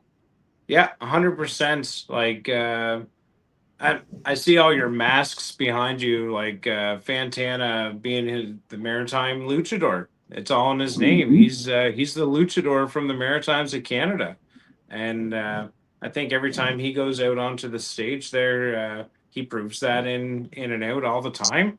And what a better challenger than Caden. He's Port City's finest from St. John, a big city here in Eastern Canada. So just pitting those guys against each other with the valor that they carry, it's going to be super fun and exciting. I mean, Fantana's always full of the high-flying moves, but you can never count out Caden because he's always got a plan of action happening too. Well, you know something, Justin? I'm sitting here looking at the poster, and again, we're going to make it a point to share this after the conclusion of the show on the social media here for the Wrestle Talk podcast. Justin, I'm going to tell you right now, and Jeremy, I know you love that poster, but when we talk about the actual poster for the event, and he said here, I got to tell you, Caden's making a fashion statement. That electric, that hot pink jacket, that to me, I mean, again, he makes a fashion statement, but just because he makes a statement for that doesn't mean that he's not going to be able to get into the ring and take care of business. And I'm going to tell you right now, this is Fantana's first championship defense. Yeah. And I got to say right now, from what I've seen of Caden, if Fantana doesn't bring the A game, that championship could be going home with Caden very, very quickly. Yeah, and they both got to bring their A game because it'll just be a matter of crafting each other really quickly. But Caden making that fashion statement, I'm happy you brought that up because I was actually talking with the board of directors there about how a color can actually be a whole gimmick in itself. Like for our posters, our very first event, we did IPW Takeover. We made that green. That was all green, green, green. That was kind of the statement. Then our second event was Game On, and that was all red. And here we are with Game Over with the kind of the Sub-Zero theme to finish off the heavyweight championship tournament. So him coming out with his fashion statement, he definitely stands out. There's eyes looking for sure. Very true. And again, we want to make it a point for all the members of the Wrestle Talk podcast family, make it a point on Saturday, September 6th. If you're not in the greater Maritimes area, if you're not in Prince Edward Island, if you're not in Nova Scotia, you're not New Brunswick, you're not in that part of the country, doesn't mean you can't go online and make it a point to catch up with IPW as they bring on Game Over on Saturday, September 6th. Now, Justin, before we let you go, one of the things that's a big deal here on the Wrestle Talk podcast is what we call the world famous Wrestle Talk podcast game show challenge. And it gives you an opportunity. It gives our guests an opportunity to go up against one of the hosts. And it won't be me because I'm the one that has all the questions today, but an opportunity to go against the maestro Jeremy Karp in a trivia challenge to showcase both of your professional wrestling knowledges. So, Justin, would you be willing to participate in tonight's contest? I mean, I'll participate, but you win, Carp. Well, I'll tell you right now, Jeremy hasn't had a good track record when it comes to the game show challenge. I'm going to level with you right now. I think He's like, don't Jeremy, throw I me think under the bus. He's like, don't throw me I under the think bus. yeah, I think Jeremy's won 3 in the entire time I've known him. So, Hey, I've won but anyway, 0. moving I Yeah. am more blameworthy. Yeah, You but know same what? token, That's 3 more than you. So I won't go that far. But one thing though, Justin, just because you haven't won one, in your case, you haven't lost one, so technically you're still undefeated. Yeah, okay. So I'll give it to you. we can go All with right, that. yeah. So, ladies and gentlemen, if and Jeremy, if you'd be so kind, we're going to go ahead and hit the introduction for tonight's installment of the world famous Wrestle Talk Podcast Game Show Challenge right here on the Wrestle Talk Podcast. Jeremy, go ahead and hit it, please.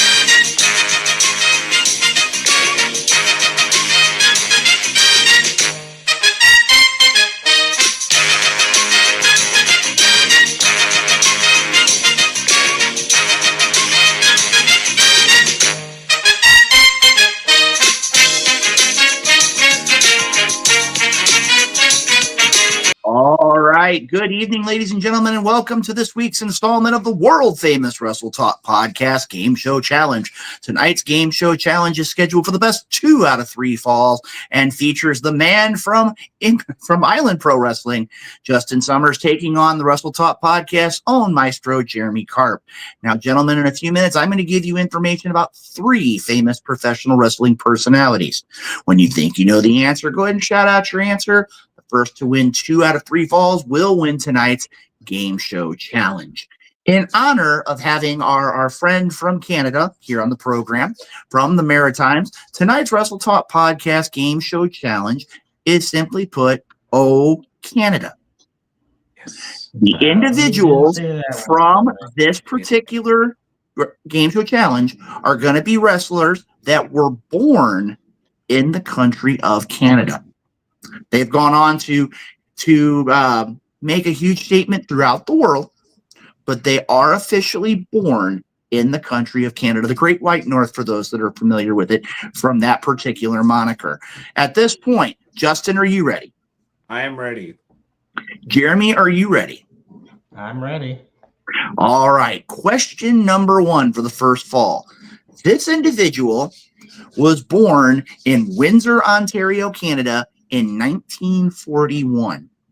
He went on to be known as one of the most hardcore wrestlers in the history of professional wrestling, often known for carrying his trusty fork to the ring. Name him. Who's Abdullah the Butcher? I don't know. That is correct. The first fall goes to the maestro. What? It was Abdullah the Butcher, being born in Windsor, Ontario, Canada. So at this point, I kind of took a crapshoot with that one. So I give him the first 2 and then I start playing, or well, no, we Yeah. only have 3 falls here, just like a wrestling match. You need to make sure that you can come back. But I have confidence in you, Justin. I truly do. All right, now it's time for the second fall. This individual in Quebec City, Luke, you're breaking he up. went I can't on understand you. to hold championships in WWF and WCW. Who'd you say, Jeremy? No, I was saying that Jeremy? you were breaking up. I can't. Okay, we're going to hold It up was here for Bret school. It was Bret Hart. Was most It was Bret Hart. yeah. No. This individual was probably most well known for winning the AWA World Championship. Name him. Ooh.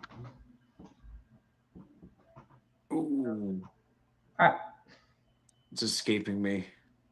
I literally. Goodness. Jericho. No. This individual also held the WWF Tag Team Championships with Tito Santana. My kid. No. No. What? All right, let me go ahead here and see if I can He's get breaking another up so clue. bad. This individual was known. You're breaking Luke. up so bad. You are breaking up, buddy. All I know right now is he's from Canada and was a tag team champion at one point. Okay. Bear with me just a moment. Okay, hold on here just a second. See, Justin, this is what happens when Luke's on the show. See, this never happens with Haas. It's like a Right, I fun think game we've of got the guess technical who. taken Does care he of. look like a person? Well, let me go ahead and throw another clip. This individual is known in the WWF for being a fashion plate. A fashion plate? You might say you might say that he wanted to be a model. Name him. Who's Rick Martel? Ooh, we're gonna go back to the camera here. Hold on one second here. Let me go back in. Wait, was that a Model Rick Martel? Please tell me tiebreak? that's right. The model Rick Martel was correct. Who said So it it's now first? the tiebreaker, it did go to Jeremy, but that's okay because we still have a third fall here. All right. The third fall, here we go. This individual was known for his many years in TNA wrestling. After a noticeably successful run in NXT and a brief amount of time in the main WWE roster, he has gone on to a glorious career as an agent. Name him. Beat me to it. Wow. Ladies and gentlemen, hang three on. falls to nothing. Oof. The one, the only Jeremy Card coming through with. Congratulations, Maestro. Oh, man. He's never going to let me live this down now, Justin. He really isn't. I told you I haven't won one of these before. Yeah, but like I said, I was answering all those like it was a Jeopardy game. I kept saying who is. I thought that's what we had to do. No, we just got not the answer. But I'll take it. Well, yeah, well, like I said, at this point, real quick here before we let you go, Justin, first of all, I want to say on behalf of the Wrestle Talk podcast and the Wrestle Talk podcast family, we want to officially welcome you and the fine folks of IPW into the Wrestle Talk podcast family. Thanks for having us. Not a problem. For those who would like to know more about, and we get the round of applause going here this evening. For those that want to know more about IPW, Island Pro Wrestling, where can they go to find out more information about, hands down, one of the hottest promotions in the Prince Edward Isle and, of course, all the Maritimes, Island Pro Wrestling? Where can they find out more info? Go to Google, go to Facebook, go to Reddit, go to YouTube. We're everywhere. It's all the same handle at Island Pro Wrestling. I recommend following our Patreon. I recommend following our social medias to stay up with the storyline. We want to hear from people. We want to hear from you, whether you like what we're doing, whether you don't like what we're doing. We just want to hear from you. So, I mean, hit us up anywhere, and we'll love to get some feedback on what people think of the product. I think we're doing a fantastic job with our board of directors and our fans that have been following along, and can't wait to make more friends along the way here. Very true, Justin. Very true. And I'm going to tell you right now, when there's a lot of wrestlers here in the great Midwest area. I mean, we're and there are over a dozen promotions here in the greater St. Louis state area. And I'm going to tell you right now, there are a lot of wrestlers that would love the opportunity to come up to the Maritimes and see what professional wrestling is all about. And I know for a fact firsthand myself, I'm going to make sure that several of those names get passed along to you because, like I said, it's one of those when you say here, professional wrestling is a brotherhood. It's competition, it's business. But the fact is, being able to see the best in professional wrestling throughout this country, that's what the fans deserve. And they always get that when they see IPW on the marquee. Yeah, and I mean, you can let them know to send us a resume, send us their highlight reel. We're in the business of doing pro wrestling, like I said. So, I mean, the people that we're shopping around for bringing into our storylines, we want them to be professional and have some things in order about showcasing themselves appropriately too, right? So, Very true. Very true.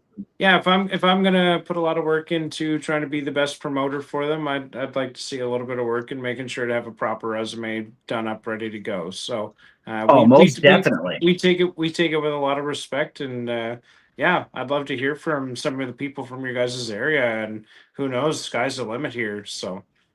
Very true, very true. Ladies and gentlemen, once again, the one, the only Justin Summers from IPW, Island Pro Wrestling, one of the Maritime's hottest professional wrestling organizations. And again, make it a point, check them out online. Great event on Saturday, September 6th. You can catch it on all forms of social media. You can catch it on Twitch as well.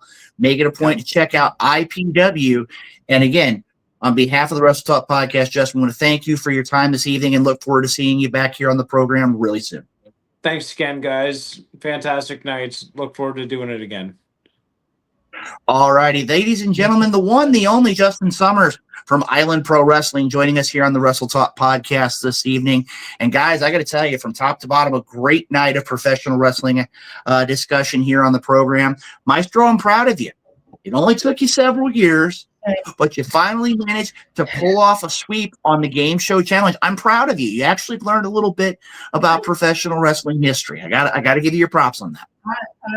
I have swept before, maybe once, back during the early days, the blog talk days of the Wrestle Talk podcast, which tells you how long it's been. I'm extremely grateful, and this show has been fantastic. I've loved it, and of course, I've learned a lot of wrestling history just from you alone. So, and tuning into the show every Tuesday, you learn more trivia every day with the Game Show. That is true, my friend. Well, you know what, Jeremy? Real quick here, I told you earlier on, we talked about all of our great sponsors, and you know something? I want to go ahead real quick, and we're going to talk about our sponsors. What I want you to do is this. I want you to take just a minute. I'm going to give you the floor, and I want to go ahead because we talk about all of our great sponsors. We talk about Retro K. We talk about those great tumblers from Little Popeye Designs. I want to go ahead and share something real quick. So if you can go ahead and talk about our sponsors, you can go ahead and take all the screen, take all the spotlight, which is fine by me. Give me just a minute. I'm going to let you talk about our great sponsors, and then I'm going to come back and I want to show the viewers of the Wrestle Talk podcast exactly what our sponsors are capable of. So, Maestro, go ahead and take over real quick, and I'll be right back.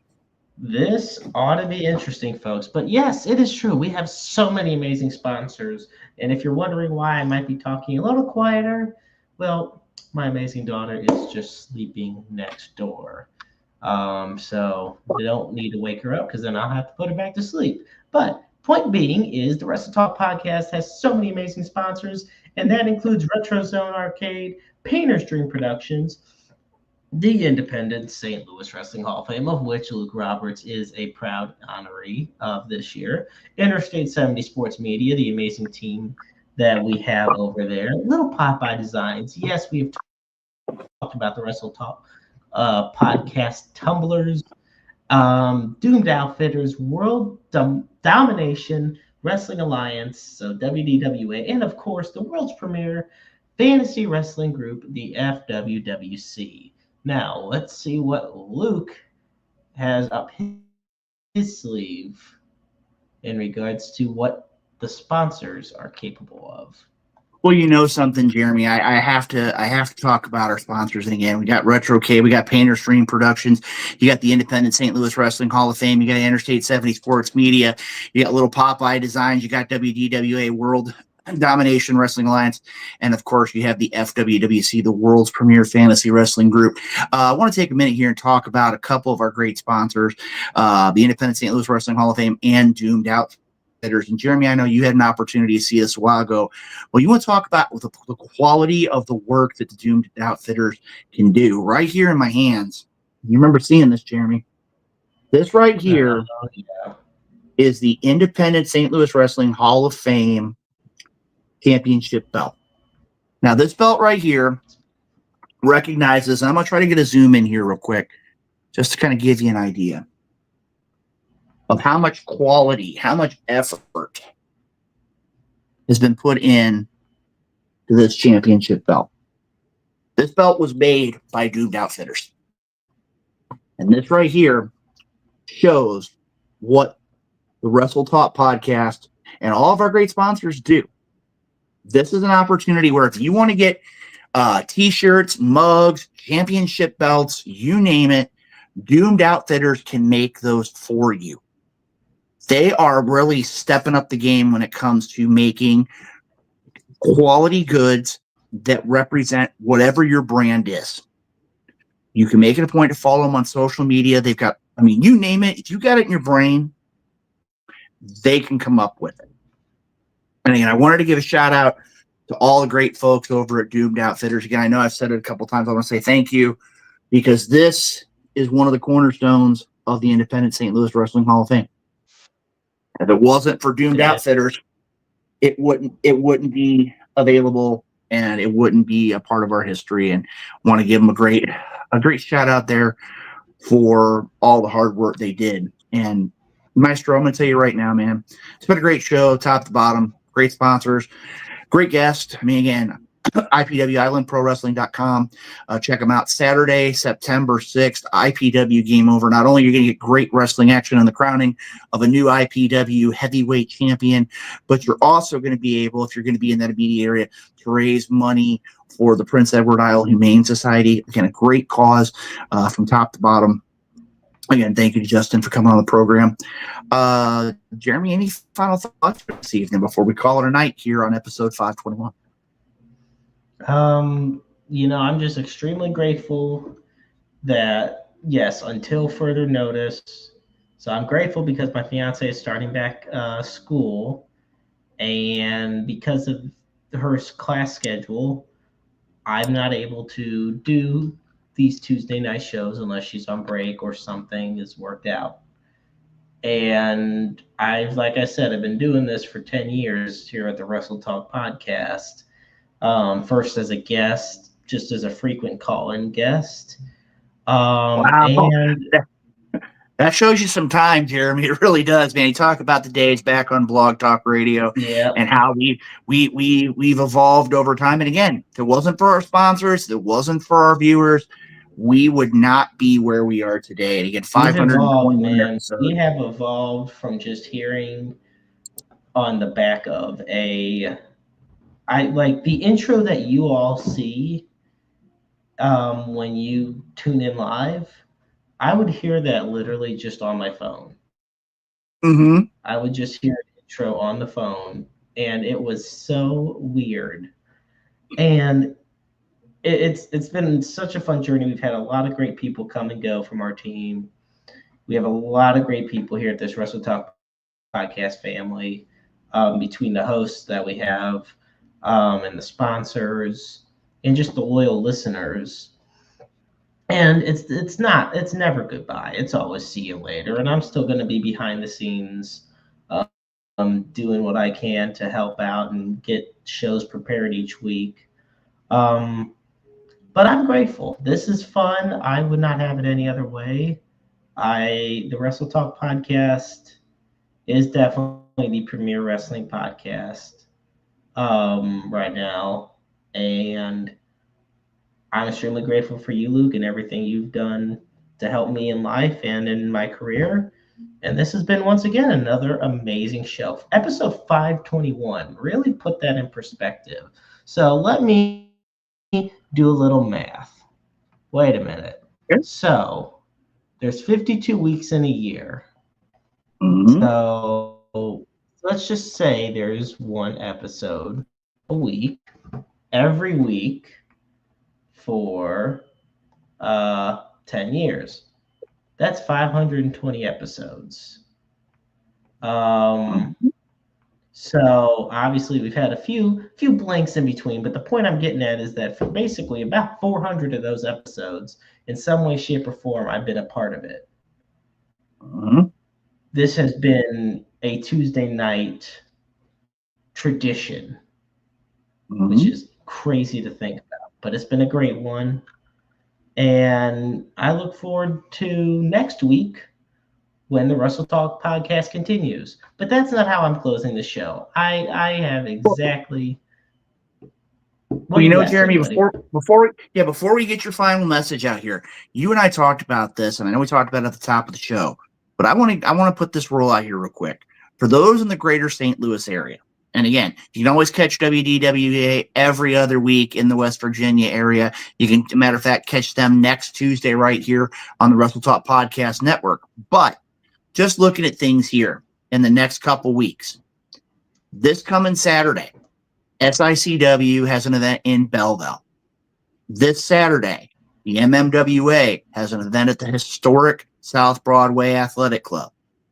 This Saturday, World League Wrestling has their Door to Destiny Rumble in Troy, Missouri. We go back here and we look at some of these things. The Cottage Hills Wrestling Alliance will have their next event, Grand Design, on Saturday, August 16th. This coming Saturday on the 9th, Illinois Elite Wrestling will be having their team IEW versus Team Dysfunction matchup. The winner takes control of the company. Our good friends over at New Genesis are going to have an event on 8/16. And also All American Wrestling is going to have an event up in Berwyn on the 9th. So, I mean, again, you talk about that. You also talk about the event that 01 is taking place in, I believe it's this evening in St. Elmo, Illinois. That shows you all of the great pro wrestling that's here in the St. Louis area. But you know something? It's not just the St. Louis area. We've got people like Justin Waits and our good friend Jeff Manning out in the Pacific Northwest. Stuart Kemp is another one. You got the young lion with the old soul, Gabriel Arsene, down in the Southeast. We're right now getting ready to expand with some more correspondence in the Middle Atlantic area. We regularly hear from a good friend, Fred Slow, down at NWA Duke City Championship Wrestling. In 10 years, without the Wrestle Talk family, without all the great people we've met along the way, without all the great sponsors, we don't get to be such a nationally recognized podcast. I mean, you talk about things like the CAC, you talk about things like the Tragos Thez Hall of Fame, you talk about our working arrangements, both with the Wrestle Talk Podcast and Interstate 70 Sports Media with the Independent St. Louis Wrestling Hall of Fame. I mean, again, there's countless different things. And for the last 10 years, it's been because of the viewership, it's been because of the sponsors, but it's been because of all the great guests. And Jeremy, while, as you say, it's not a goodbye, because you're going to be around. I mean, there's going to be plenty of Wrestle Madnesses, and there's going to be our WrestleMania discussions and Survivor Series and all that kind of stuff. But I'm going to tell you right now, you have delivered big time for the Wrestle Talk podcast. And you know something? I mean, I know we've got our wrap up, and I know you've got a particular one in mind. So Maestro, I'm going to do something I normally don't do. I'm going to go ahead. I'm going to step aside, let you have your final moment, and wrap up episode 521 of the Wrestle Talk podcast, my friend. Oh, man. Thank you so much, Luke. That means the world to me. And of course, folks, what we have here is something I do at the end of every show. We've done this. I originally did this on the Wrestle Talk podcast. We put the Suicide and Crisis Lifeline up, and for that you dial 988. The line is open 24/7, 365, 366 on leap years. I put this number up in response to the tragic passing of Daphne a few years ago, in order to bring more awareness of mental health and to make it known that you're not alone in this world. And it rings true to this day. At the end of every show in Roundabout Sports every Wednesday night, I close with this, and I do the same thing here when I'm hosting at Wrestle Talk. You are not alone. We all go through struggles and trials and tribulations, but they don't need to be faced alone. Your feelings always are valid, and you matter. And you're just a phone call, a text message, an email, a therapeutic appointment away from perhaps that life-saving moment that you need. And you could be the listening ears and watchful eyes for somebody as well who could really use that moment of help. I'm extremely grateful for the Wrestle Talk podcast family for allowing me to be a part of this amazing show all these years, and to continue to still get to be a part of this amazing show. Like I said, it's not goodbye. It is see you later. And as we close up this week, I'm especially grateful for Luke Roberts, for the Night Owl, for Hardcore Hoss, for Big Sexy, for Gabriel Arsene, for everybody who has been, and of course, Nightmare Jones himself, the OG. So, with all that said, folks, this has been episode 521 of the Wrestle Talk podcast. I'm the maestro Jeremy Karp, and remember, life is a book full of empty pages just waiting to be written in. Make your lives worth reading. Good night, everybody. We'll see you next week.